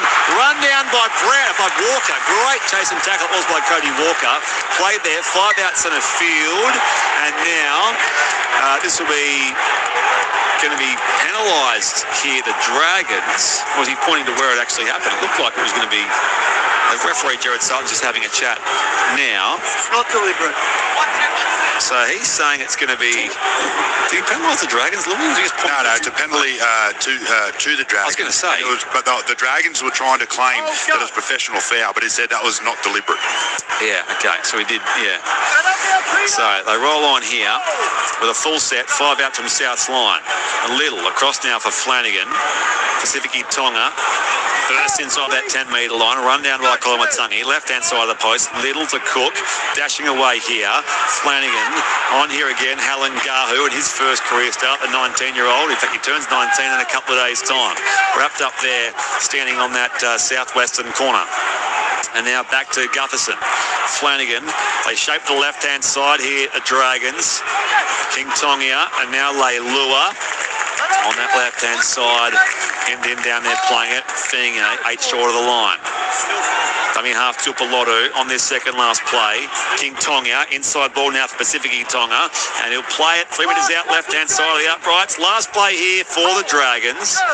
Little goes that short side left. King Tonga with a deft kick now. It goes out, touch in goal. Finge, he might just get his hand in there, and they'll check this to make sure. But I fancy it was well and truly over the line before.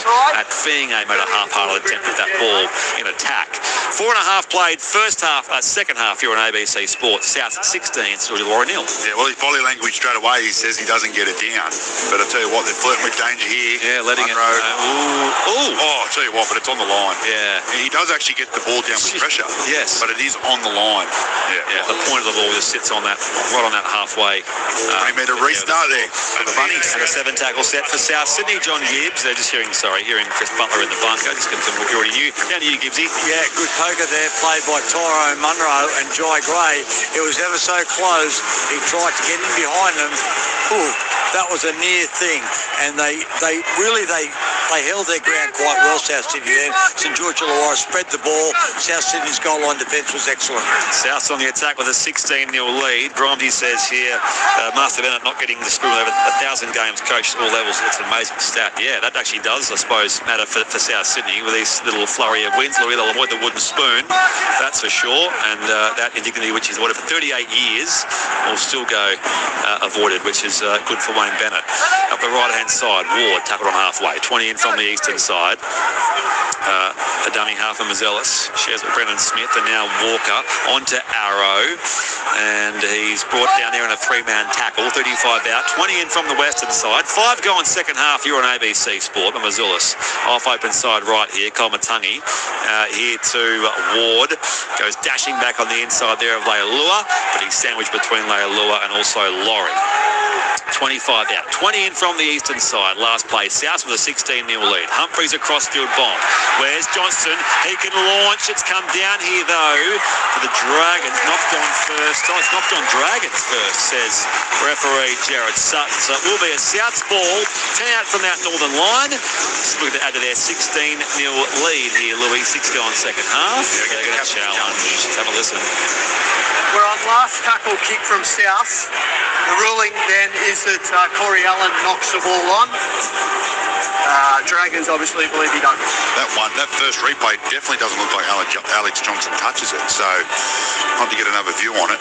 But he does get up. He was in position, but then Allen. I feel like Allen actually bumps him out. Chases on side. Yeah, it does. It comes off Allen first. Yeah, so the on-field call will stand. It's up there now, mate. Does it come off? No, it's off the shoulder of Corey Allen, yeah. And he was tangled up there with Alex Johnson's left forearm. So, it should be pretty open. Just making sure Alex doesn't get to touch this at any point. She doesn't. I don't feel like he goes near it. No, No, he was there nice and early, but then in There's the no end, touch from Alex Johnson. It's a knock-on from Corey Allen. The captain's challenge is unsuccessful. and it will be a South scrum, not far from you, John Gibbs. No, and that's a silly one because that's how it looked. It looked pretty clear-cut. I thought maybe they thought that Alex Johnson hadn't been contesting the ball or something like that. But when you saw that first replay, Corey Allen had obviously knocked it on. And now not only are they behind 16-0, 6 minutes into the second half, they now don't have a captain's challenge, which can be critical. It's good. The way the game's gone, Louis, and yeah, it's a tough scoreline, even 20-odd points. If it ends up that way, you think it's just about game done. South score here. Scrum feed, left-hand side, Duncan is pressing off Flanagan. Stopped here, 5 short of that northern line. Left-hand side of the uprights. So, Amazelis gets an awareness there at dummy half. Open side right, Brennan Smith charging into that defensive line. He stops 7 metres shy. And that'll be play 2 done here in the set for South, who leads 16-0. Open side right they come. Amazelis off to Ward. Back on the inside now for Jacob Host. The first try scorer in the game was also posted report for a crusher tackle. 7 going second half. Back to the left they go. Smith to Walker. On to Tallis Duncan, who can blitz through and slam it down in the corner. He was in try-scoring form last week, Tallis Duncan. He's back in the centres this week, and he scores their 4th try of the game. 20 points to 0. Kick to come, South Sydney. 7 going second half on ABC Sport. Luke Lewis. They're playing great football, aren't they, South Sydney? They just come back out and do what they do, do what they did, in the first half. That's just hold the ball, complete sets, compete on every play, especially when they put up the high ball, and a nice little shift over to that left edge. And Tallis Duncan, he's been asking a lot of questions over there. Every time he gets the ball, he thinks run first, which is great, and then he thinks pass if he can get the right pass on. But really nice ball here, once again from Cody Walker. Comes up the try assist to find Duncan and scores a simple try. He could have done a little tip on it if he wanted to find Alex Johnson to get a double, but he dived over as easy as you liked it. Tallis Duncan, great try. That's the thing, Gibbsy. I've read some stuff from the South players. Tallis Duncan said a few weeks ago, are all with a player to get the pass to AJ for the record. Well, he's played on the inside of AJ. He scored 2 tries last week, Duncan. Scores 1 again tonight. What are you doing, Tallis Duncan? Down to you, Gibbsy. Well, he's not normally a centre, so he just gets the ball and he runs hard. Tallis Duncan has been in very good form, and nice touch there, scoring a try in his 50th NRL match. And he scored a lot of his tries in recent times. Since he's been moved to the centres, he's been doing a really good job as a stopgap centre. He's a fine young player, Tallis Duncan, and a shout out to his pop, who always listens to the ABC Rugby League coverage. Fantastic. Thank you, Gibbsy. This kick not far away from you, Ashton Ward, who's 23 metres out and a handful of metres in from the western side down in front of us to make it 22 points to 0. So South building on that impressive first half by their standards. Ashton Ward so far 2 from 3 his kicking so far tonight. Ward steps in, starts it very straight and it stays there. 22-0 is South Sydney's lead here at Stadium Australia. You're with Brett Sprigg, Luke Lewis and John Gibbs here on ABC Sport. And your texts are always welcome. 0467 920 222. Gabbo says Johnson won't get his record. Tallis Duncan wouldn't pass a kidney stone. I don't know if that's fair to Tallis Duncan. I just noticed that he was the player who was quoted a couple of weeks ago as saying, we want to get the pass to AJ for the... And he's had a couple of opportunities in recent weeks, Louis, just to get the pass away on the outside and hasn't done it. He's doing the right thing, Tallis Duncan. He passed the ball to him early for his first try. And, he did. And tonight, with these kind of conditions, you don't want to be pushing the pass. If you're getting a certain try, you want to get that ball down on the line. And let's face it, if this game is wrapped up, which it is, I think, already now, they may have some fun later on, the South Sydney Rabbitohs. So we'll see how they go. Off the back of the kick-off here, Colmatungi just angles his run towards centre field here. 30 out from that southern line, taken there by Cook and also Laurie. Dummy half of Mazelis to Smith. Got a step back on the inside there of Halangahu, and he's put on his back there by Halangahu. 35 out from that South Sydney line. Here goes Jacob Host, and he goes bouncing off to Piloto and Cook. 8 short of halfway, but Mazelis here on here to Colmatungi. Back in the side this week, and he gains about 5 metres inside Dragons territory, centre field. Last place South, 22 points to 0 their lead. Off a step, or a couple of steps, the kick from Humphreys, high in the air, launching Allen, controls it this time, brings it down. 17 out from his own line at Northern End. 9 going second half here on ABC Sport. And now here they go again with Buchanan, who scored a try on debut against Cronulla Sutherland. Speaking of good Group 7 clubs, Gerringong Lions, Group 7, aren't they, down that way? South Coast Illawarra, 30 out, 20 in from the eastern side. And they're on the attack now, the Dragons. It's fed back to Ben Masilla for his first run in first grade footy in over a year. And here they go through Leilua. That was even better from the back rower. Tackle 8 minutes inside South Sydney territory, 20 in from the eastern side. Last play, Dragons, who trail 22 points to nil, 10 gone second half. Kick up in the air last play. Munro receives it. They pile on him there. In there was Matt Feeney. Munro will play it, 13 out from that southern line. Rabbitohs back on the attack. Louis, 22-0 their lead. Yeah, well, again, not much doing. The Dragons have got to start playing football. There's 30 minutes left on the clock. They're down by 22 points, and they're just running one out. They're running straight into South Sydney. They don't ask any questions. They've got to start playing a little bit offload. They've got to risk a little bit to get some reward. But at the moment, South Sydney are loving it. They're just getting through their sets. They don't look tired. They're all screaming for the ball. They're doing a really good job. Yeah, they go Souths. A dummy half Walker swinging across here to the right-hand side. Missoula sets up behind Brendan Smith, the ball carrier. Play at 40 out. As again, a running kick from Humphreys. Down towards the wing of Corey Allen.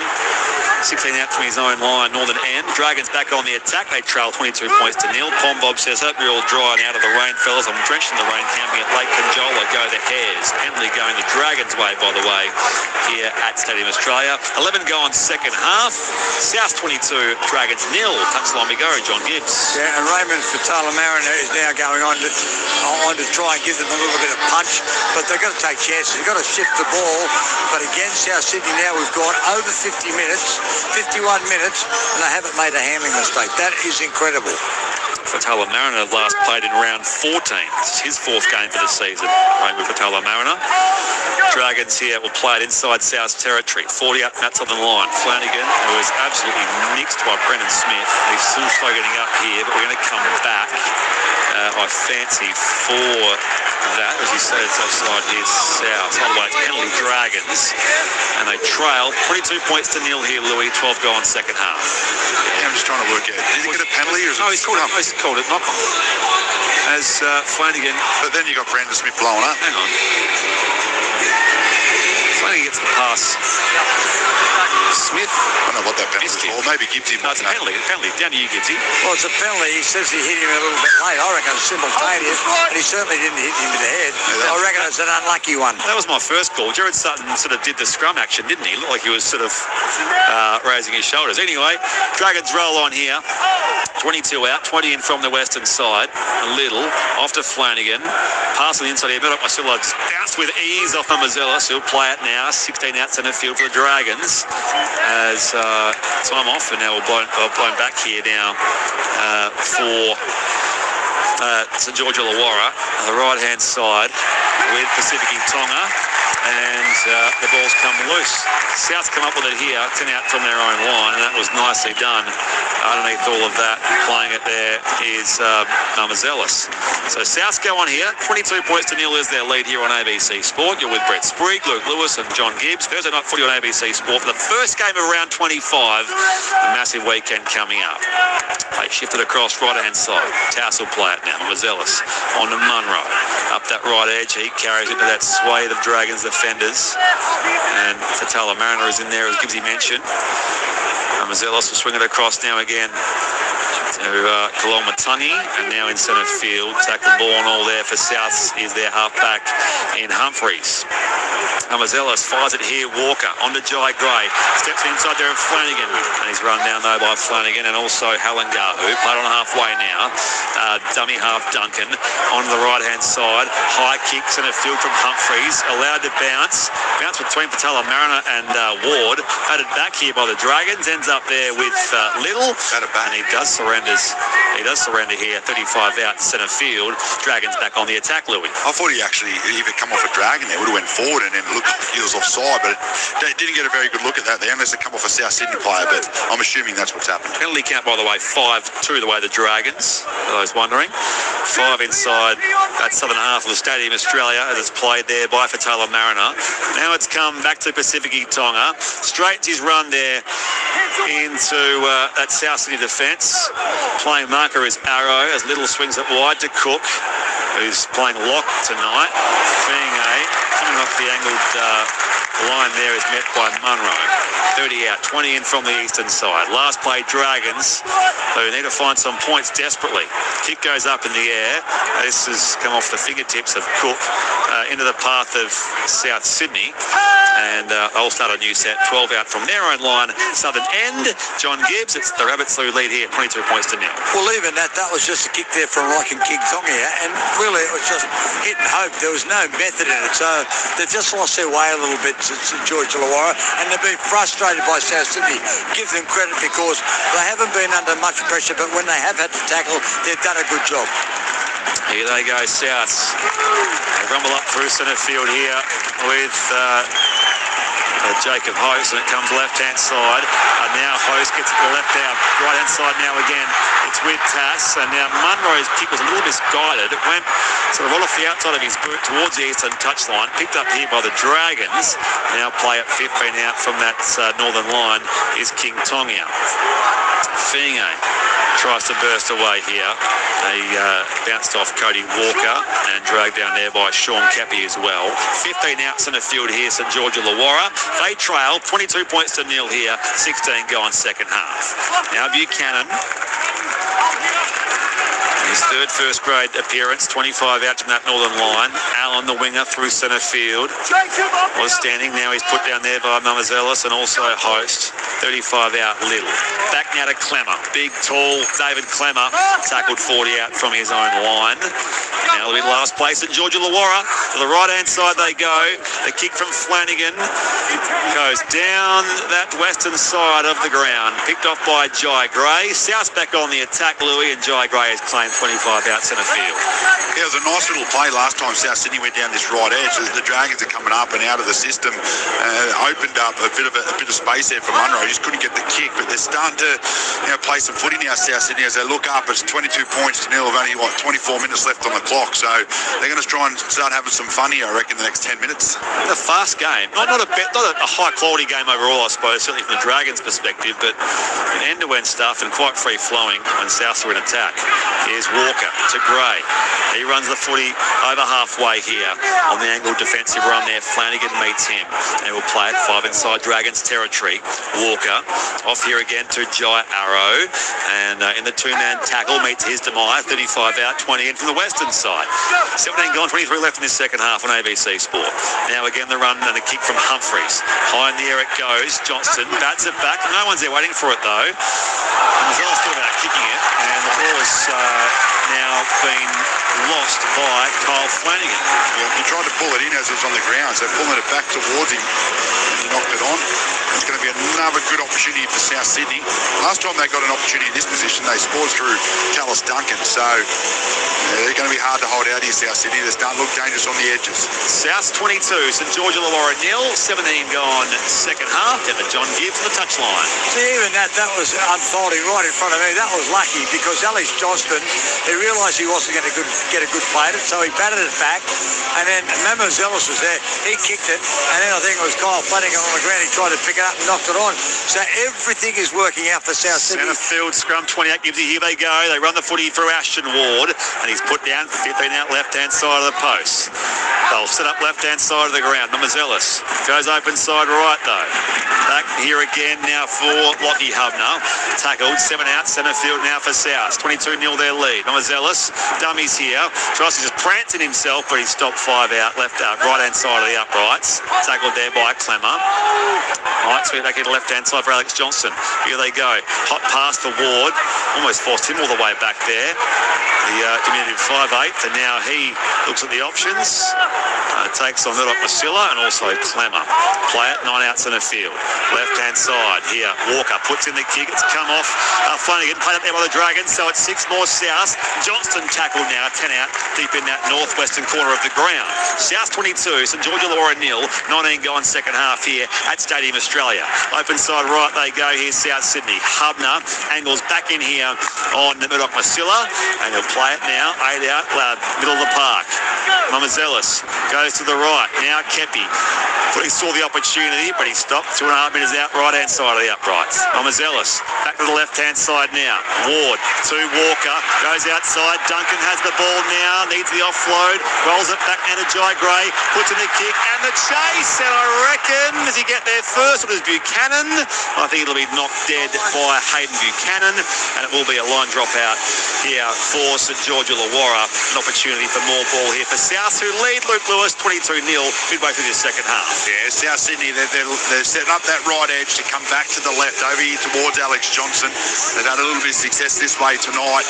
And a nice little offload here from Duncan to find Jai Gray. But what about that nice little kick there from Gray to get a repeat set? So they send the ball deep here, back into the path of South Sydney. Kepi hits it up on resumption, 25 outs in a field. 22-0 is South Sydney's lead. They've had, across this game, 56% possession, which, of course, the scoreline backs it up as well. Alex Johnson scored just the one try. Needs 2 more to tie Ken Irvine. Of course, 1 more to go past him. But the footy's been lost here by Lachlan Hubner. So South Sydney error, yeah, just lost it as he was about to play it. So it will be a Dragon scrum. 20 outs in the field here. But, of course, it's they who have all the work to do. St. George Illawarra trailing 22 points to 0. 19:40 left. By the way, around the grounds in the AFL, third quarter MCG, Carlton 55, Essendon 30 on the touchline. John Gibbs. Well, that's a pretty good formula, is it? Not dropping the ball and not letting the opposition score. And what's happened there, they went for 1 hour and 2 seconds before they made a mistake. So in these conditions, that is great footy, but their defence has also been very good. I said 56% possession, Louis. I was wrong. 57% possession across the game here for the Bunnies. 19 minutes left in the game here. Thursday night footy on ABC Sport. Cook through hands, Flanagan, and now Halangahu for the Dragons. Tackled 40 out, 20 in from the western side. Little, who started at hooker tonight, his first start for the year. As up comes to the left-hand side, King Tonga. A chase and tackle there from Thomas Fletcher. Played on halfway here, St. George Illawarra. It's come back to Gutson in the bright orange boots. Shares it now with Emre Gula. Shoves off Walker, loses the ball. Picked up here by South Sydney. Full set on halfway for South, although it's been lost now by Jai Arrow. And the Dragons get the footy back. So here they go, Fienge. 40 out, 12 in from the eastern side. Things just calm down for now. South still lead, 22 points to 0. 18 and a half left in the game here on ABC Sport. Yeah, a couple of little fumbles now from South Sydney. So hopefully they get back to what they were doing for the last 18 minutes. But not a good last minute and a half from South. Cook to Flanagan. Inside ball here for Halangahu. 20 out, right-hand side of the post. Left-hand side now again, it's King Tonga. And now that was Ford. There was a Ford pass in there. Hence the whistle there from referee Jared Sutton, which will give possession back to South, who lead 22-0. 17:50 left in the game. 0467920222. Steve from Manganine asked, what's that bell or triangle ringing in the background? One of the fans has the bell, don't they? Here at the South games. You can sort of hear it in the crowd somewhere. I'm not sure what the actual reason is for it.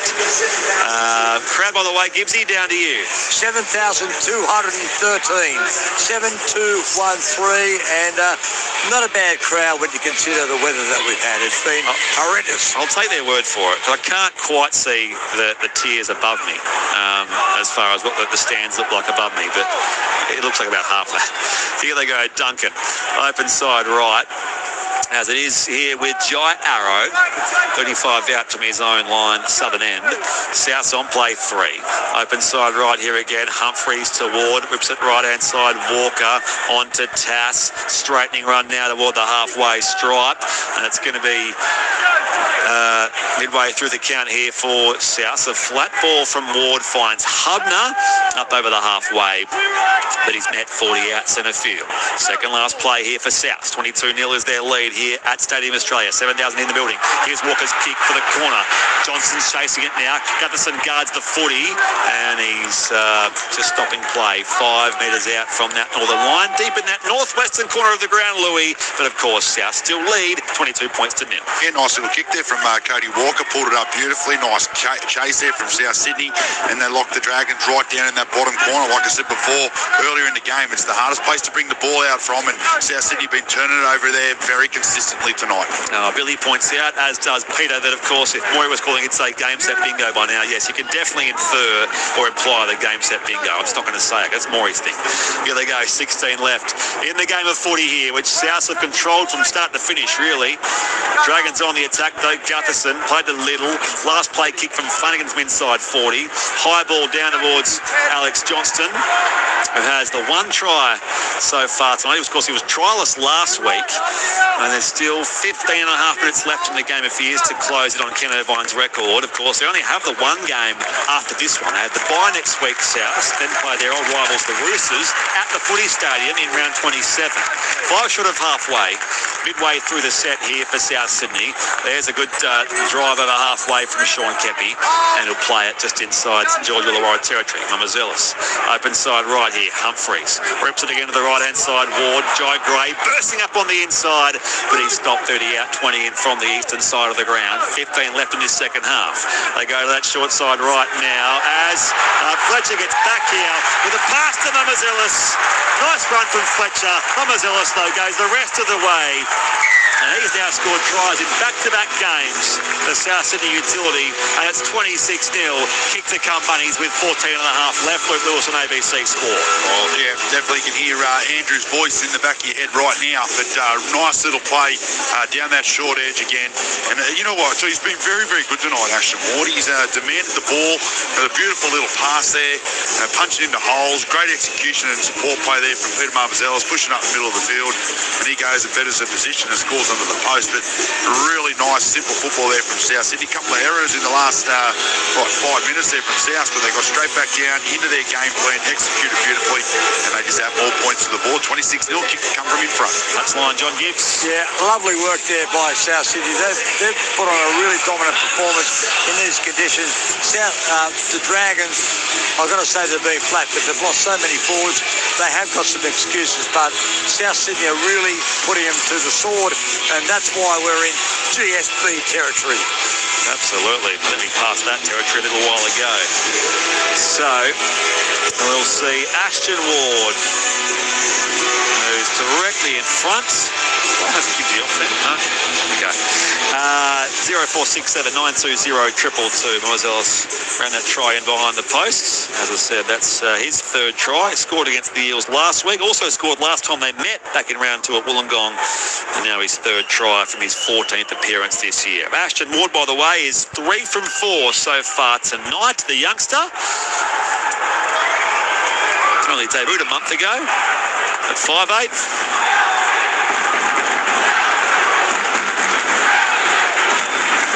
Directly in front, make that 4 from 5, and South lead 28-0 here with 13 and a half left. He's also from Gerringong Lions, Group 7.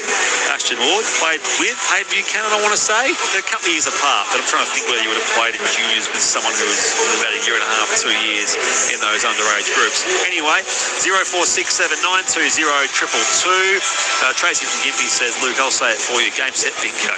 There's some emojis there as well. South have controlled the game from when they let the Dragons stand in the rain for several minutes before kickoff, says Paul Wollongong. Hey, did that play a role, Louis? Kept them out there for a good little tactic. Got them nice and cold. They couldn't move around and never got into the game.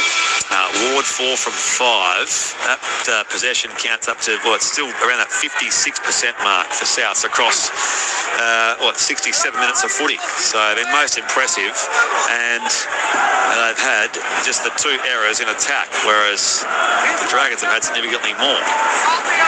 They've been 72% completion here, St.George Illawarra. South's on the attack, though, and there is the run from Keon Kolomatangi. 40 out, 10 in from the western side here at Stadium Australia. 7,213, the crowd, as John Gibbs mentioned.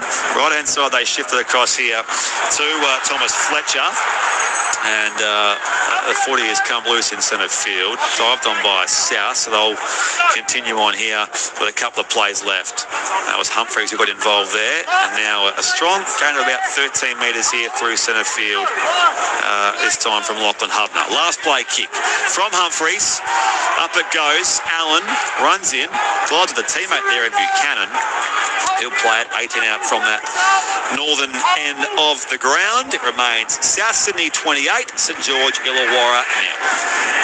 How good's the set after points, just like that? South Sydney, they score, go through their set nicely, ask a few questions, get to a kick, defend well here, put a bit of pressure back on the Dragons. I'll tell you what, it's 28-0. I don't know where it looks like a lot closer game than that, but there's still plenty of time here to rack up 30 or 40.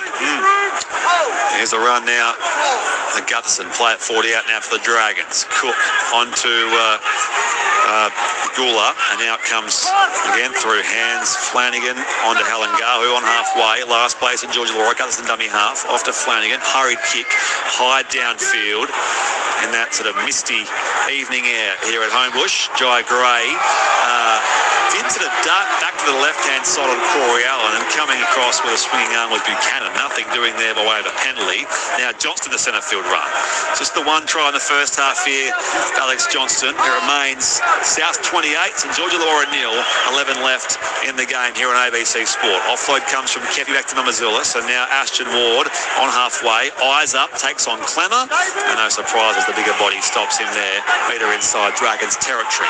Couple of plays left here for the South Sydney Rabbitohs. A little step there from Jai Gray over the 40-metre line, but he's wrapped up by Fatala Mariner. 35 out now.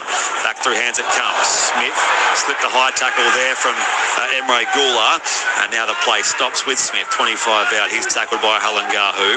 Centre field here, Mamazelis and dummy half. To the right now for Ashton Ward. Last play kick goes cross-field to that far right side. Munro competes in the air with Tuapolotu. Tuapolotu, though, he gets onto it now for the Dragons. They get possession back deep in that northeastern corner of the ground, but it's South who lead 28-0. 10 minutes and 25 seconds left. John Gibbs on the touchline. Well, 3 weeks ago, they were just about favourites to win the Wooden Spoon. They've beaten the Titans, Parramatta, and now the Dragons. They get a bye next week, and they can rest up and get ready for their arch enemy, the SFS, in the last round, which may be a crucial game against the Roosters. Absolutely. All of a sudden, I mentioned the Roosters run home, Louis, and the fact that they could win 2 of those last 3. I think they face Melbourne next week, which is the tough one, but Para, Melbourne, South, all of a sudden not so assured maybe of a win against an emotionally charged South Sydney. Here goes Cook, takes on Kepi, ragdoll to the ground here, 35 out from that northern line. Last play, Dragons. As it's fed back here to Flanagan. Wobbles it's a high spiralling ball here in front of Jai Gray. It just skids out to the fullback in the white headgear, and he charges towards that right-hand side, shares it with Munro. Munro steps in field here, and he's claimed by Fiinga, 35 out from his own line. Yeah, well, I'd love to see South Sydney just try and play a little bit of expansive footy now. They've got the game wrapped in the bag, and because at the moment, again, it's just back in the arm wrestle. Seems like game is way over, which obviously it is on the scoreboard, but South Sydney, just to play, they look sharp when they play the ball out wide, especially to Jai Gray. 9:13 left in the game. Someone's asked, where's Sloan for the Dragons? Can't see him winning it in 10 minutes. Yeah, well, he's 18th man, so of course he came on last week because he had to. Left-hand side, it shifted to Alex Johnston. He's still 40 out from home, though. And now Tallis Duncan trots back through centre field, through the pass, through the gap there against Fletcher. Offloads. That's a nice run. He's still going. Gets away from 1, 2, takes on Flanagan, scores a try himself. He done with the offload there, Thomas Fletcher. Went to score himself. It's party time here for South Sydney. Only 7,000 here, but they're loving it. 32-0 kick to come South. 8.5 left in the game, Luke Lewis. Yeah, this is what I was just talking about just going out and playing some footy because they've got the game in the bag, and this is really nice. They shifted to the left. There's not a whole lot doing. Alex Johnson gets the ball, gets it back to Tallis Duncan, and he just skips the crossfield as easy as you like. No one's putting any pressure on him, and then someone just decides to punch a beautiful straight hole there, and it was Thomas Fletcher. He gets in the backfield. He's got 2 people in support, but he just throws a massive dummy, goes over, nice little fend, scores a really good try, and then blows the scoreboard now out to 32 points to 0. The kick come right in front of the post once again for South. Now on the touchline, John Gibbs. Well, that was a really good run there by Tallis Duncan. Thomas Fletcher, he's only been on the field for probably 15, 16 minutes. He's done a good job through the big dummy. Gutto fell for it, hook, line and sinker. And Thomas Fletcher was away to score a try. And he doesn't score many. His fourth game in first grade, his first try. So well done to Thomas Fletcher. But, gee, this has been good. This has been absolutely fantastic by South Sydney. It'll be their biggest win this year by a long way. So I mentioned that the Dragons have had some close losses, Louis, in those close margins. Souths, all 8 of their wins to date have been by 10 points or less. So they're going to smash the Dragons here, who have been, well, bageled so far. Probably stay that way. Ashton Ward, some light rain coming down here as he lines up his kick. 4 successful conversions and 5 attempts so far tonight, Ashton Ward. This to make it 34-0. I'm going to write the book now. He'll be 5 from 6. Jump on this. There it goes. Ashton Ward with his 5th successful kick. 34-0 is South's lead here. 0467920222. Hi, gents. Listening to you from the streets of Florence, Italy, where it's currently a lot nicer and sunnier than Sydney. Go the Tigers. Cheers, Brad. We hear from you, Brad. And, gee, I hope... Peter asked about Andrew earlier. Thank you, Peter. Great call as always. Your commentary healed my homesickness for years in Germany. Back home now, and hope Souths have some joy tonight, says Anthony from Cologne/Newcastle. So there you go. You wouldn't know about Cologne, would you? Cologne. I wear it all the time. That's what I was inferring, but also, the place in Germany. Rain's a bit heavier here, Gibbsy, down to you quickly. Yeah, it is. It's coming down, but it's been pretty good. For the weather we've had, it's been pretty good. And just, you've got to doff your cap to Jai Gray. He's run for over 300 metres again. Absolutely extraordinary. So it's been clinical tonight for South Sydney in this Thursday night game. They're on the attack here, played by Tallis Duncan, who scored a try in his 50th game earlier. And now here again goes that player, Thomas Fletcher. We'll keep wanting to call Fletcher Myers. They both play for South Sydney. Not in this game tonight, though, of course. Back to the left-hand side they go. Jai Gray to Duncan. Dummies the ball there for Johnson, and Tallis Duncan has the footy over halfway here, enveloped by 3 Dragons defenders. It'll stay alive here. 5 inside St. George Illawarra territory. 6 minutes and 18 seconds left. Dummy half Johnston swings it back here for Brandon Smith. And now it will be last players getting up to play it. It is Hubner. Back to the short side left as Humphreys just bounces that kick down that left edge. It remains South 34, St. George Illawarra 0. 5:50 left in this second half. 0467920222. Keep your text coming during our post-game wrap-up. And, of course, look ahead to the rest of round 25 of the NRL. NRLW round 8 as well. 2 massive games to come tomorrow. 4 out of the top 5 teams involved, Louis, with, of course, Penrith, Canberra in Mudgee, and then Melbourne and Canterbury at Amy Park in Melbourne. 25 out here, centre field, St. George Illawarra, as there is a dashing run from Emre Gula, a recent 100 gamer. Former Raider, tackle 35 out, 20 in from the western side. Cook dummy half, on to Clemmer. They've still not had a deal for next year, David Clemmer. I think he did activate his clause though to get another contract at his new club. So, of course, came across mid-year Clemmer. Doesn't have a formal contract at the moment for next year at the Dragons. Back in it comes Fatala Mariner. Run down 5 inside South's territory. 4:50 left in the game as the rain gets a bit heavier here. We had barely any throughout this game. Inside ball, Flanagan finds Emre Gula, and he stands in that 2-man tackle in there first, numbers Ellis and also Hubner. Last play, 40 out centre field. It comes to Flanagan. Kicks up into that very rainy night sky here at Stadium Australia. Comes down to the chest of Jai Gray. South's back on the attack. Halengahu swallows him. 15 out from his own line. Southern, and it remains South Sydney 34, St. George Illawarra 0, 4.5 left. Yeah, you know what's funny? I'm watching the Dragons at the moment. Their body language. They're just, every time they get a chance to walk, they look at the clock, and they can't wait for the full-time ball to go. South up that right-hand side. Munro skips out some space now. Over halfway. They're chasing. He takes on Gutherson. He's too quickly, and he wrong-foots Gutherson and goes to score. That was absolutely superb. Munro flies through the air. That is a party time try for the young winger. Broke the ankles of Clint Gutherson, who fell over the eastern touchline, and Munro scores to make it 38-0, kick to come South Sydney. Well, that is absolutely beautiful there from Munro. Nothing really doing from South Sydney. That is shifted out to the right edge, and then Munro just does a little bit of a goose step and then uses his speed, gets into the backfield, and then he comes just one-on-one with Clint Gutherson, and he just stops him in his tracks and then runs around as if he's a statue just standing in his shoes on the footy field. That is a beautiful try there from Tyrone Munro, and that is just all individual there from Munro. Great work there by South Sydney, and what a try that is. Touchline, John Gibbs. How good is that to see? That is brilliant play there. He stopped, he gave him a little bit of a shimmy, a dance, and then he took off again, and he went from 0 to 100 in about 0.01 of a second, and Clint Gutherson wondered what's just happened, and he's come up with a spectacular dive again. This now, by the way, is the biggest win ever by South Sydney over St.George Illawarra. Previously, the biggest margin was 36 points. That was a 50-14 victory. I think it was in 2021 up at Lang Park. 38-0 has eclipsed that. So if they can hang on and not let the Dragons score, this will be their biggest win ever against the Dragons. Wow, bit of history there. A bit of history here for us, John Gibbs. Thank you. So, Ashton Ward, who's 19 metres out here and 15 in from the eastern side. 3 minutes, 11 seconds left in the game as the seconds tick down. Rain getting heavier as well to make it 40 block. And he comes, looks pretty good. Up go the flags.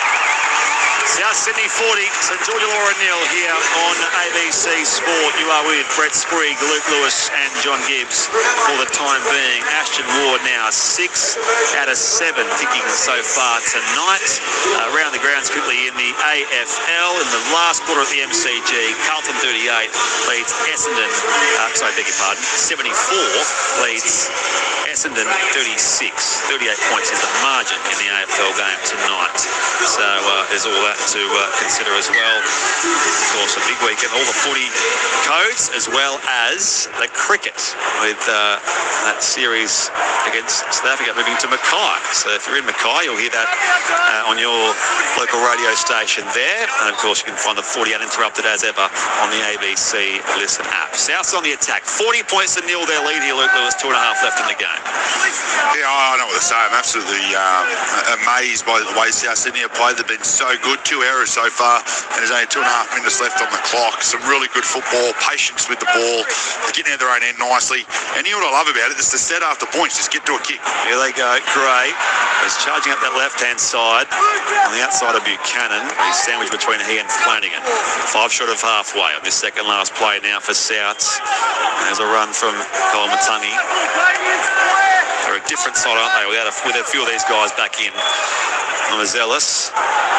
Chips and chases. Bounce up there for him. Back on the inside now for Ward. Run down though by King Tonga on that last play. Change over. 80 out from the Northern Uprights. South's 40. St. George Illawarra at 0.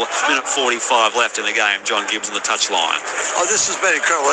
They're loving it, and every picture tells a story. But I've got to say, St. George Illawarra have been in so many close battles this year, as we know. But I think the loss of so many players just took its toll. South Sydney have been on an upward spiral, and also they had a couple of key players come back. Hubman and Kolomatangi tonight, which has really added to it. But Jai Gray, 2 games against the Dragons, he's run for nearly 700 metres. Incredible. Extraordinary. His 31st career game, Jai Gray. Of course, he was linked to that Rugby 360 thing as well, which is sort of ongoing. Speculation around that. 30 out from that northern end. Here's Tuapolotu for St. George Illawarra. Ex-Rooster and Seagull. They've been hapless tonight, Shane Flanagan's St. George Illawarra Dragons. And towards halfway their crawl here. 65 seconds left in the game. Tackled and playing it now is Pacific Tonga. Souths knock it back here. It was a bit of a break there for the Dragons, and Hubman just swatted the ball away here. So it'll be a scrum feed to George Illawarra, 20 in from the eastern side of the halfway line. But Souths who lead here, 40 points to 0. There's nothing else to say. Spriggy. 16-0 half time to this point now, so an even better second half, really. Yeah, it's been a great game by South Sydney, but you know, I just can't get over the body language of the Dragons. They just look absolutely shot. They gave up, you know, probably when it got to 20-0 or 22-0 there at one stage. But yeah, it's so good signs there for the Dragons fans. And the scrum has collapsed here as well. We might not get another play. There's only 10 seconds left. The game clock ticks down here. Time off eventually here, 7 seconds. Dragon scrum. Open side right they come. Flanagan inside to Clemmer in these last 5 seconds. Feeds the ball back now to Cook. On the bounce, picked up there by Fienge. He'll be wrapped up there, and well, you've heard of pulling a rabbit out of the hat. What about pulling a hat-trick out of these rabbits? 3 wins in a row for Bennett's Bunnies. It's South's biggest win of the year by far. And they'll go to the bye next week after demolishing the Dragons 40 points to 0. Luke Lewis, your thoughts? Well, I thought the Dragons were horrible, but that's because South Sydney was so good. The first 18 minutes was just back and forth. No one sort of gave an inch. And then all of a sudden one error, and then it was just all South Sydney from there. You know, let's give them a song.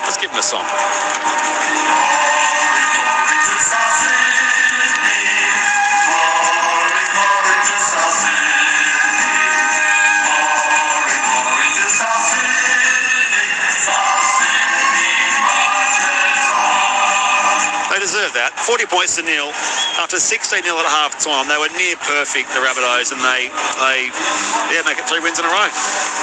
It's massive for South. Everyone wrote them off, but even though they're not going to make it, but what a way to finish the year with 3 wins. Well, we're talking spoon for Wayne Manor. They're going to buy next week and then win against the Roosters. It'd be huge. Some late momentum with the Rabbitohs. John Gibbs, let's get down to you.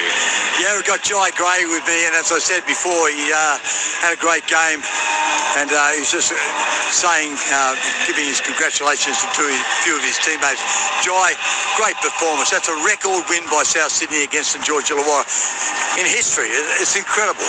Yeah, no, it's awesome. That's 3 in a row. We were just building on that first win that we got a couple of weeks ago, and it's nice to see the work we're putting in the training come off on the field. Now, you love playing St. George Illawarra. You've run post 300 metres in your round 2 game. You only won that one by a point. Tonight, you ran for even more, 350 or so. You scored a try tonight. You got a penalty try. You love playing the Dragons. They're easy. Nah, they're a great team. They've been good all year. I heard a stat the other day that, their one score, if they won all their one score matches that they lost, they'd be up in the top 8 easily. So, they're a solid team. They have been all year, and props to them. They came out and it was it was tough conditions, and yeah. Now you're a bit of a cult hero here at South Sydney. You love playing. Latrell obviously got your fullback spot at the start of the year, but he has been a great help to you. Yeah, for sure. He's there. Even at the games that he can't play, he's here supporting the team. He's a big part of our team, and having him around gives all the boys so much confidence, whether he's on the field or not. He's a great asset to this club, and a special player as well. Now, what's it like for a young bloke like you to have such a legend of a coach like Wayne Bennett? How's he been? How have you coped with that during this year? Yeah, it's awesome. I've just been able to. You too. It's awesome. He's so cool, calm, and he instills belief in us every week. We went through a tough patch there, and even now, it comes to the back end of the season, he's still calm. He doesn't change his demeanour, and it's awesome just having him around and coaching us. Now, finally, very exciting. You could be part of history with Alex Johnson. He's got 1 game. You've got the bye next week. Roosters' last game. He's still a couple behind Ken Irvine, but Tallis Duncan has said as he's scoring tries, they're going to pass him the ball. Yeah, Tallis Duncan's an awesome player, and AJ will get it. It's not a matter of if, but just when. He's an awesome player, and I can't wait for the day that he crosses the line and fulfills that achievement that no one else will probably ever reach. Well done. A great team effort, great individual effort. Enjoy the bike. Thanks for joining ABC Sport. Thank you so much. Thank you for having me. Jai Gray, what a year he's having, Louis. Gibbsy mentioned his numbers earlier, and he's just a key part of when this team is competitive, and in fact, the last few weeks winning, he's a big reason why. He's been great, Jai Gray. He really has. He played outstanding at the start of the year, then he got put on the bench there for a while. He wasn't playing. He's come back, and he's got that number 1 jersey back again, and just eating up so many metres. He's so good. He's dangerous. He's been brilliant. One of tonight's returnees is with you, Gibbsy. Yeah, Keon Colomatunga, another great effort. He's been playing. Yeah, he's done a great job. Round 20, he's come back. How did you get back so quickly after such a serious syndesmosis injury? Because that's world record stuff, getting back. I don't know. I just sort of healed well. Was able to get through my rehab pretty quick, and I was pretty confident. The physios did a good job, always coming in on days off and just giving me extra treatment and that, and I felt good, so why not give it a go? And I just want to play footy. That's the main thing, so I'm happy I'm back. Okay, this side, there's a lot of young players and a lot of blokes that are, sort of not really that regarded, but they will be. Jai Gray, he just runs and runs and runs. He runs miles every game. Yeah, 100%. There's a lot of them like that, and you can sort of look at this season like a blessing in disguise, if you know what I mean, because a lot of boys probably wouldn't get the opportunity if it wasn't for injury. So, it's good that the young boys are able to sort of get some game time for next year and the future, and because we're probably going to need them. So it's good that they get some games under their belt. Keon, we got a bit of a break from the rain. It's come again, but out here in the grounds are a bit shifty. Were you worried about the ankle on a shifty surface? No, I was sort of happy it was wet because sort of slip and slide everywhere. My foot sort of wouldn't give in, so it was sort of just sliding. And where the footy, you always dreamed of it as a kid, waking up Sunday and when it's raining and you're wishing you were playing in the mud and everything. So going back to my roots, so I'm very happy. We've spoken about this before, but I think you're in the middle for keeps now. That's where you've been doing a really good job.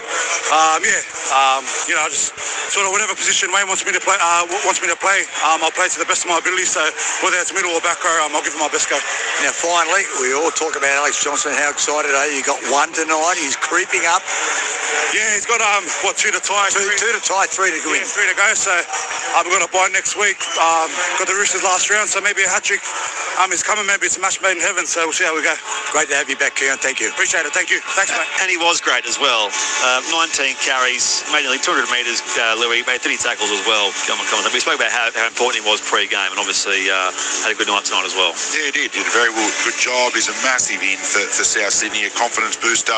Very similar to what Cody Walker does to this side as well, and another great win. 40 points, absolutely phenomenal. But Gibbsy's down there with someone as well. Jamie Humphries. Yeah, Jamie Humphries, loving it. This is a record win. Jamie, the fact that you kept it scoreless was pretty impressive. Wayne's going to be really happy about this. Yeah, no, that's the most pleasing part, I guess, is probably the first time we've done that this year, and getting our troops back really helps, and we're focusing all we can to finish off the year strong so we can build into next year as well. Well, there is a lot of confidence, isn't there? Yeah. I mean, it is building. You've got some great players that are still sidelined, but this was impressive. You mightn't be aware, but it was a record win by South Sydney over St.George Illawarra, 40 points, so that's pretty incredible.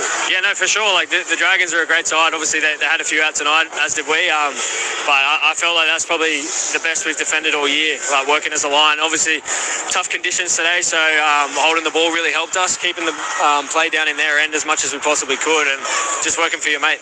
Well, you went for over an hour without a mistake. I think it was 60 minutes and 2 seconds. It was about 2 handling errors in the whole game.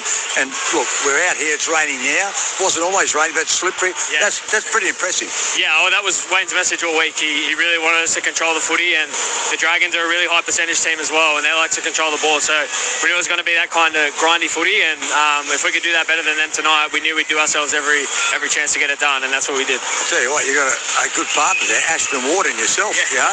Unsung. Yeah, no, doing it really well.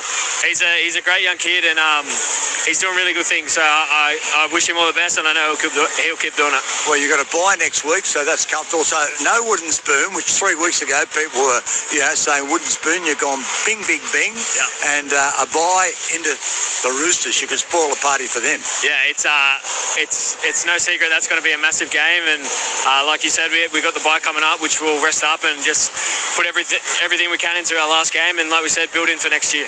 Well played. Thanks for joining ABC Sport, Jamie. Thanks, Gibbsy.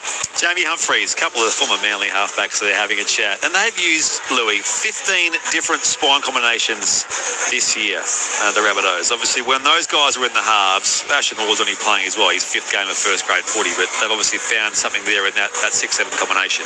Yeah, he's doing a really good job there, Ash Ward. I like him. He looks so young. He even looks younger than 21, but he's doing a good job. He runs, he's threatening, he's got a nice passing game, his goal kicking's phenomenal. Jamie Humphries doing a good job just getting through his sets and kicking well into corners. Then you've got the inclusion of Cody Walker when he comes on the field. But they've built a nice little combination there. And you throw Jai Gray in at fullback eating up all those ridiculous metres.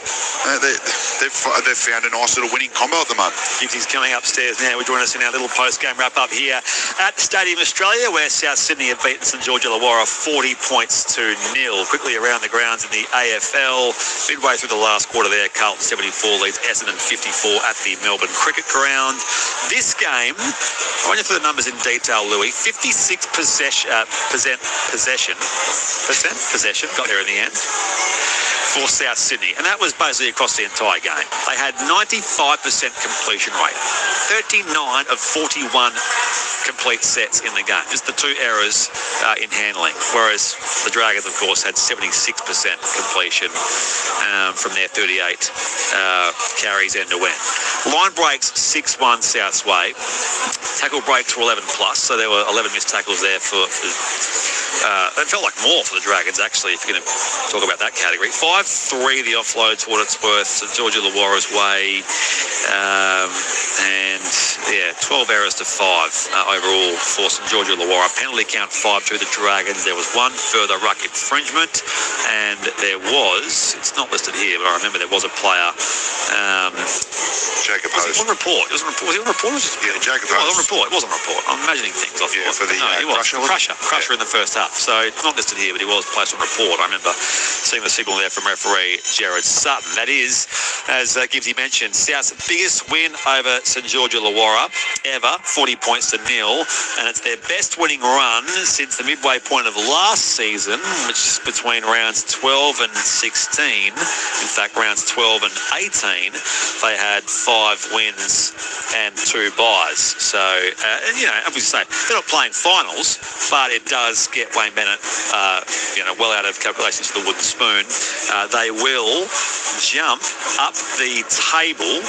Just have a look here and see where South end up for now. They jump up to 13th, sitting just behind the Dragons on 4 and against, and of course have the bye next week, so they may yet climb further here. South Sydney 40-0 winners here at Stadium Australia. The try scorers were Jacob Host in the 16th minute, Jai Gray in the 26th, Alex Johnston in the 37th. That was the first half.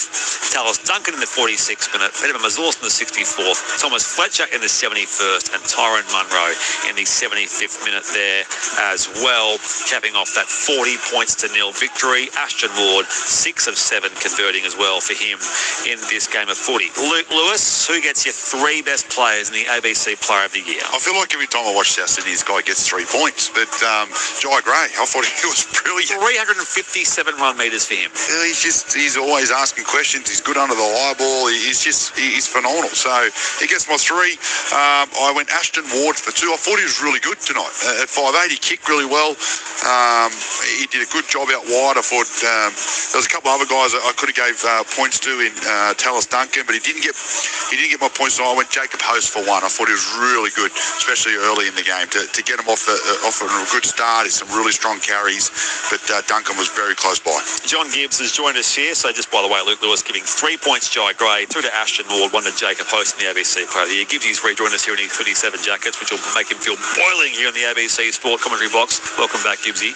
Thank you, Brett. That was an impressive performance, and you got through all those figures, and that's incredible. I just had a quick chat with Damien Cook going up the tunnel, and he distraught as you would be, because they have just been comprehensively outplayed, and it's the ball handling, because if you don't get the ball, you no chance of doing anything. And it was really wet out there, even though it didn't rain. But the surface, and as Keon said, it was really wet. And I thought his comeback was terrific. Look, everyone played their part. Ellis Johnson scored. That Tyrone Munro, that's my wow for tonight. Wow. It was for the weekend? Because there's still a whole round to go. I did just tonight. I said for the night. Okay. So we've got a lot of football. It might well be. It's the clubhouse leader for the wow. I don't want to go too early. I'm not going to be premature with my actual Don't wow. go premature wow, Gibbsy, whatever you do. But that was incredible. To start on slippery ground. A little shuffle. And poor old Gutho didn't know what was happening. Great effort, well done. And Wayne Bennett, he was under a little bit of pressure. He wasn't feeling the pressure. He shields his players from the pressure. And then they have gone win. They've got a bye, and they're just rocketing up the side. Are they a mathematical chance? I don't believe so. No, well, nearly everyone else is. I wouldn't. Well, mind you, there's the same number of wins as the Dragons, but they're for and against would be. Mate, I was being facetious. I understand that, but I want to make sure I get this right, because I mentioned the Dragons being mathematical. They can make it. Souths are still minus 151. Anyway, but they shuffle from 15th up to 13th, and of course, still most of the round to play. I'll tell you what didn't work: the Shell Harbour socks. No, they can bin those. Go back to just the red and white next time. Nothing against the Shell Harbour Sharks, but yes, Dragons were hapless, weren't they? 7,213, the crowd here, by the way, at Stadium Australia. Brett Sprigg alongside Luke Lewis and John Gibbs here wrapping things up. The first game of round 25 off the SMS 0467920222. Nick says pretty embarrassing for the Dragons, from the Dragons, not to land a single point against a team running 15th, regardless of the players they have out. Yeah, it's been an issue for both sides, but I'll mention the comparative number of games lost to injuries, and Souths are far and away the worst of any side this You know the last time St.George Illawarra beat South Sydney here? I'll tell you, it was 2013, a golden point match when Brett Morris scored a try. Oh. They have just absolutely dominated here. That's 8 in a row here at Stadium Australia. So it's just been happy hunting ground. They've now won 20 of their past 26 overall against the Dragons since 2007. Of course, Wayne coached the Dragons during part of that period as well, so go back a fair way here. But 40 points to nil. The gear steward from Kalinga says hapless or hopeless, bit of both for the Dragons tonight. How is Shane Flanagan address this with his team, Louis? Because this was an opportunity that, in a pretty lean year with injuries, yes, of course, but they would have seen themselves as being in a similar weight class, if not better than South Sydney, and it's an opportunity not only missed, but they got smashed 40 points to nil. I was trying to put my feet in his shoes, but I'll probably just walk in, shake my head, and walk out. Because it was horrible. It was absolutely horrible tonight. I thought they had no energy. They didn't really, it's like they didn't want to be out there. For me, that's what I think it'll be all about attitude check. Souths have the bye next week, of course, then the Roosters at the Sydney Football Stadium round 27. Dragons will play Manly at Cogra in the 5:30 game next Saturday, and then Penrith in Wollongong to close their campaign. That's what's to come. I wonder if Cameron Murray will come back last game. Chance. To hopefully get into the Kangaroos. Coming up this weekend, massive night tomorrow. On air from 5:30 on ABC Sport Digital and the ABC. Listen out with Tim Gable, Alan Tung and Sam Williams. In Mudgee for Penrith versus Canberra. That's first versus fifth. And then Melbourne v Canterbury at Amy Park. I'll be there with Ryan Hoffman and Ian Cohen. So a day off for you guys. Enjoy that. I'll see you on Saturday, Louis, at Brookvale for the usual 2 o'clock pre-game show alongside Michael Carianis, where we see Manly v the Dolphins after that. Big day for Elite Evans' 350th game. And then, of course, Gold Coast, the Titans v the Warriors. And we close Saturday with Parramatta versus the Sydney Roosters at Western Sydney Stadium. And then on Sunday, S-Day is with you two. at Leichhardt for the usual Sunday fun, and then Newcastle v the Broncos into the game which you'll call, which is West Tigers, North Queensland Cowboys. Thank you, Gibbsy. Thank you, Louis. Thank you. Thank you to our tech, Nathan Turnbull, to our producer, Ralph Tucker, and to Jonesy in the studio. To you, most importantly, for your company as well. We'll join you again from 5:30 tomorrow evening from Mudgee. In the meantime, it was Souths 40, the Dragons 0 for the first game of round 25. 6 out, right-hand side of the uprights. Habili to the right-hand side. Ward, dinky kick, and they're chasing it now. And it is scored down there by Jacob Host. What a fantastic effort from Ashton Ward. Put that kick in. And the back rower, Jacob Host, scores his first try of the season. The former Dragon against his old mob. South Sydney 6 and St.George Illawarra 0. Gray, left-hand side here. Duncan finds Johnston open space. Struggles heavy cannons off to the races here. Johnston over halfway. And back on the inside now for Johnny Gray to go the rest of the way. And good luck chasing him. He slides in the score onto the post. A despairing chase from Hayden Buchanan. But Johnston sets up Jai Gray for their second try tonight, and it's South Sydney 10, St. George Illawarra 0. 10 out, right-hand side of the post. Last play, South, 12-0 their lead. From Mazelis to Colomatungi. On here again, Walker, on to Duncan, right to Johnston, who goes over to score. Try number 210 for Alex Johnston. As we close on half-time, it's South Sydney 16, St. George Illawarra 0. 7 going second half. Back to the left they go. Smith to Walker, on to Tallis Duncan, who can blitz through and slam it down in the corner. He was in try-scoring form last week, Tallis Duncan. He's back in the centres this week, and he scores their fourth try of the game. 20 points to 0. Kick to come, South Sydney. 7 going second half. 15 left in this second half. They go to that short side right now as Fletcher gets back here with a pass to Mamazelis. Nice run from Fletcher. Mamazelis, though, goes the rest of the way. And he's now scored tries in back-to-back games for South Sydney Utility, and it's 26-0. Kick to come, Bunnies, with 14 and a half left. And now Tallis Duncan trots back through centre field, through the pass, through the gap there against Fletcher. Offloads. That's a nice run. Fletcher. He's still going. Gets away from 1, 2, takes on Flanagan, scores a try himself. He dummied the offload there, Thomas Fletcher. Went to score himself. It's party time here for South Sydney.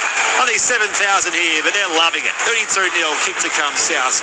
South up that right-hand side. Munro skips out some space now. Over halfway. They're chasing. He takes on Gutherson. He's too quickly and he wrong-foots Gutherson and goes to score. That was absolutely superb. Munro flies through the air. That is a party time try for the young winger.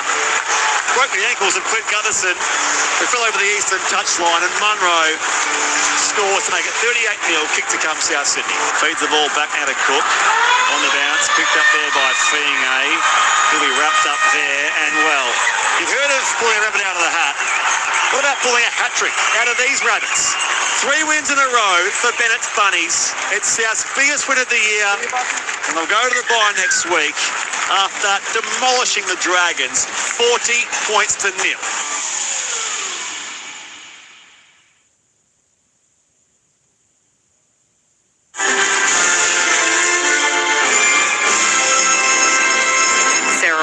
With ABC News, Federal Treasurer Jim Chalmers has detailed quick wins and longer-term directions as a result of his economic reform roundtable.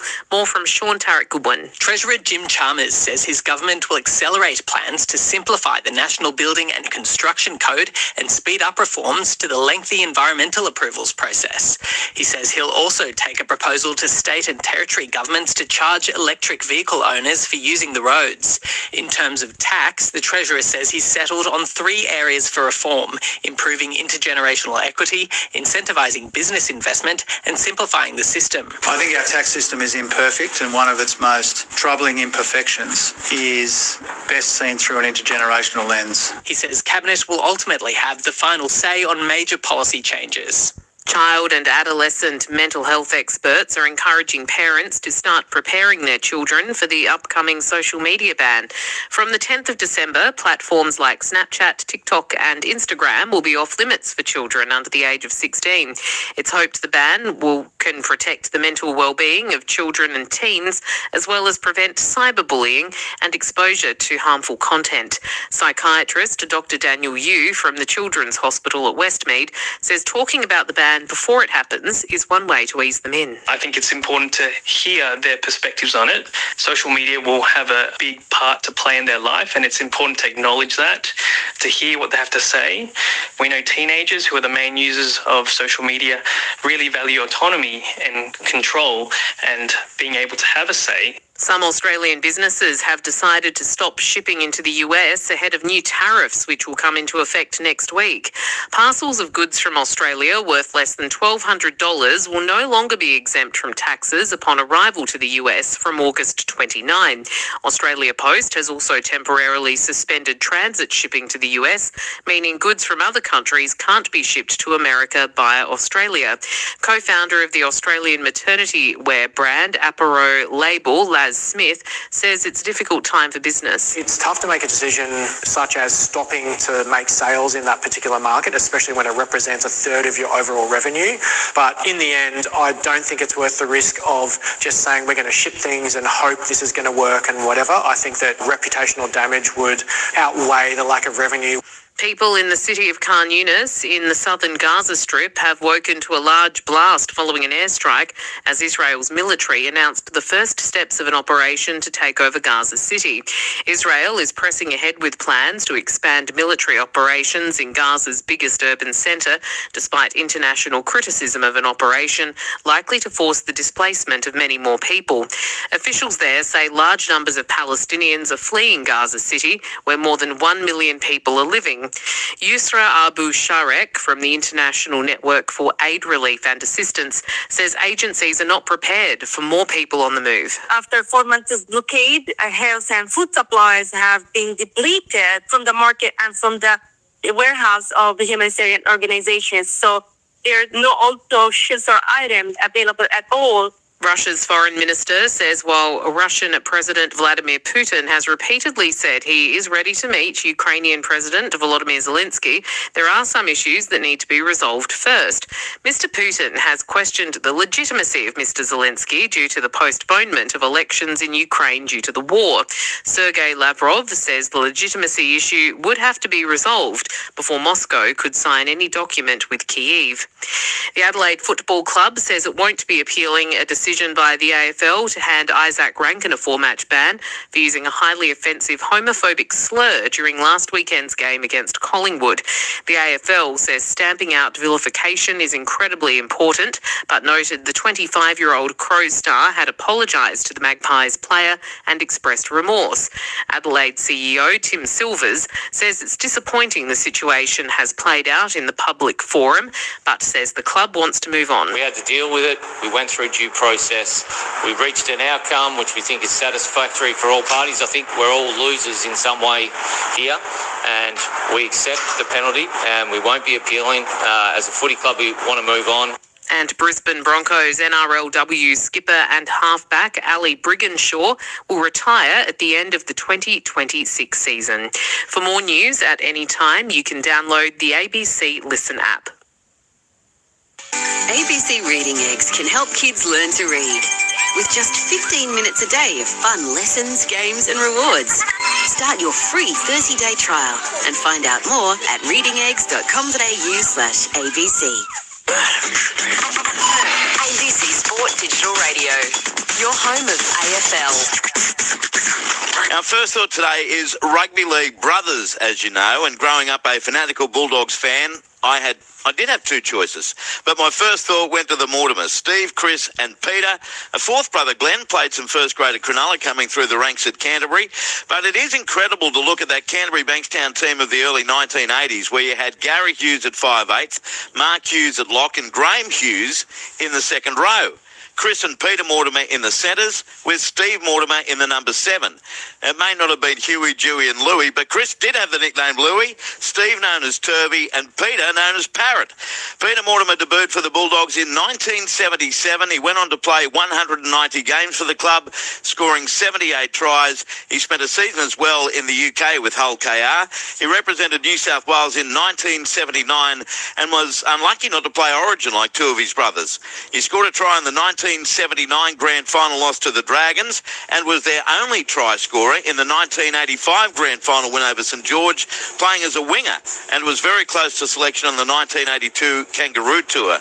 The brothers played 4 grand finals together. Peter Mortimer is on the line. Great to speak with you, Peter. How are you? I'm well, thanks, Andrew. You've done your research. Well, mate, I grew up following Canterbury madly in the early 80s. This is in my wheelhouse. Well, that's good to hear, mate. How did you get that nickname? You want the truth? if you can tell it on air. No, yeah, of course I can. No, I used to mimic the teachers when I was at school, and like a parrot does. So that's how I got the nickname. Very good. There you go. That's legit, and it's stuck with you forever. But all these years on, can you believe the success that your family had in concert with the Hughes family? 2 sets of 3 brothers playing so consistently together. Mate, we're very fortunate. We all came together at the same time. We all, same values. Bullfrog was the overriding influence, but had a chance. As brothers, you play in your own backyard for bloody years until you get the call up, and so the Hughes knew exactly instinctively about who was going to run to where and where to back up. And we had the same upbringing as well, so it ended up being a real advantage for the club. Yeah, it sure did. You mentioned Peter Moore. Last Sunday, our first thought was rugby league administrators, and the Bullfrog, Peter Moore, got many a mention. Tell us what he was like running the place. Oh, mate, he was wonderful. He treated us like his family. So, in other words, if you did something wrong, you'd hear about it. You got encouragement, and you got every chance to be as good as you could possibly be. And like Chris Anderson married his daughter Lynn. Steve Folks married his daughter Karen. It was a real family club at the time. Yeah, and that's how it was known. So why Canterbury for the 3 of you? What happened was Canterbury came to Wagga to play Riverina in an AMCO Cup match, and Stephen was in year 12 or 6th form it was then. And they played, Stephen got, the halfback was, he was injured. And so they pulled Stephen out of high school, and he absolutely cut Canterbury to pieces, and Canterbury and Riverina were winning 10-8 at half time. And the rumblings started, and then Canterbury went on to win at 23-16. But Bob Adamson, who was the ex-halfback who was injured, saw Bullfrog after the game and said, "What did you think about halfback?" And he said, "He'll never play against Canterbury again." Yeah, wow. And wasn't that true as it turned out? So what happened, Arthur Summons was there, and the next year he said, "Well, you should also have a look at his brother Peter. And you should also have a look at Chris." And so one year after the other, we all ended up at Canterbury. Unreal. And look, brothers don't always get along all the time, no matter how much they may love each other. How did the 3 of you cape in each other's pockets every day? Mate, there was competition, as there is in most families. There were times there were scuffles and that sort of thing, but a respect that if someone from outside tried to pick a fight with anyone inside the family, we'd gel. Yeah. We can say whatever we like to each other, but don't you dare enter. I get it. Yeah. And you were 3 very different players, a bit like the Hughes boys. Gary was a very clever 5'8" who had a great passing game. Mark Hughes was a workaholic lock, and Graham Hughes was a destructive second rower, wide running player. And the 3 of you, Mortimers, all had very different games too, didn't you? Yeah, we did. Stephen was sharp, and he turned many games totally around just by his incredible skills and his determination. Chris was, no one ran at Chris. In that he was a very solid defender, and he let you know you were tackled. And then I had a bit of a license to play in the centres from time to time and use some evasive skills. And then on the wing, I didn't mind where I played, because if it helped the club, well, that was good. And, mate, we were fortunate. I was many times on the end of a passing movement and put the ball over the line because our team played instinctively together.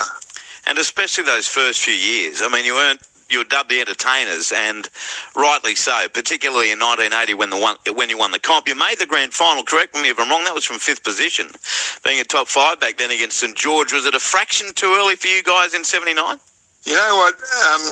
St. George were the favourites. They were experienced, and they jumped took out a lead, and then it was 17-4 at half time, and then it was 17-13 at full time, and in another 5 minutes we may well have come home. We were fit, but it was a great learning curve for us because we knew what we had to do, and it allowed us to be very sort of confident and prepared for the grand final in 1980. Which you won reasonably comfortably in the end, and we all remember that not only the kick by Greg Brentnell and the catch and the try by Steve Gearin, but Ted Glossop's fantastic emotional jump off his chair on the sideline there at the SCG. What freedom did you guys all have playing under Ted Glossop? Ted was very clever in that he'd chart everyone's skills and then put us in positions where you could get the best out of each other. He gave us a license to attack it from anywhere in any way, so it wasn't structured. We had some really talented players. You mentioned Graham Hughes before. He was also a good ball player. Yes, he was. We had George Paponis, and we had Steve Gearin. Greg Brentnell was a fantastic kicker of the ball. So he just flatted those skills together so that it gave the team every chance to we could score a try from anywhere on the field.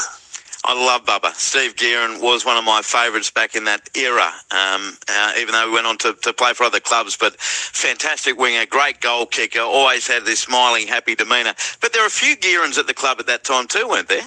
Yeah, Paul and Greg, his two brothers. I think Bullfrog thought this brother thing's working pretty well. and they came and played and played. Paul played a couple of first grade games, and Greg played mainly reserve grade. And you better have them all together in case they do go to that next level. And they were a good family, the Gearins. So the change from Ted Glossop to where you gained some great success at Canterbury closer to the mid-1980s with Warren Ryan. You speak of structure, they were renowned for defence, a really tough side, Canterbury. The change must have been, for a player, Peter, palpable between those two coaching styles. How did you find it? You know what happened? But Warren, when he came to the club, he was a school teacher. He sat us all down, and we did things on the whiteboard. He was one that was taking statistics. He'd sit at the end of the ground to watch people's where you played and where the ball progressed to. He was very technical, and he was very good. And they were both great for different reasons. But he made sure that our defence was outstanding, and that we didn't leave any holes or anything. How much did you enjoy those battles in the kind of mid-80s with Parramatta? Oh, that was fabulous. First of all, with Parramatta, you didn't have to have eyes in the back of your head. They were a very, very good team, talented. Hey, can you believe the 6-4 result and also the 4-2 result? No tries with a strike back line like Parramatta have got. I know. And what Canterbury had, unbelievable that in that era, the scores in the grand finals were very low and close. Yeah, no, it was a different era. It was one I loved at the time, but I guess you don't want to see that every single year. How close was your brother Glenn to playing first grade at Canterbury with you all? Mate, he played one game for an AMCO Cup match on a Wednesday night and broke his jaw top and bottom. And he was selected on his merits. He was a very good player and skillful player. He was also a 5'8", and Gary Hughes was there at the time, and so he ended up moving on to Cronulla. And he did very well over a few years at Cronulla. And Mortimer's everywhere, of course. Your son Daniel had a very good career here in the NRL and went over to the UK. And I think, did he go to work with you in the vineyards? He's our general manager here at the vineyard now. I've just been down the front. We got a big event this weekend with Food Week. Yeah, he's shown a real shine for it, and he's he's now employed full time with us, and he's starting to lead us in a new direction. Yeah, good.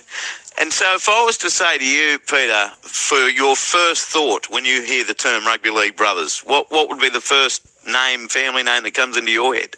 Oh, ours. Yeah. It's there, accessible, mate. There's lots of brothers over the years have played, and played well. But we were lucky. We were played at a very successful era at Canterbury, and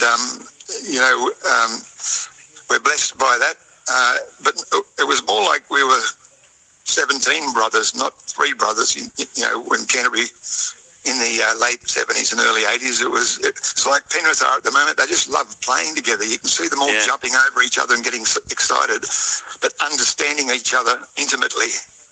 Well, you lot played in 4 grand finals together, and it warms the cockle of this old Canterbury fan's heart. Peter Mortimer, great to catch up with you, mate. I hope you're well. Lovely to talk to you and relive some of those great days, but one of the famous rugby league siblings of all time, the Mortimer brothers. So thanks for sharing your stories. Thank you, Andrew. Your baseline has got me feeling fine. It's filling up my mind.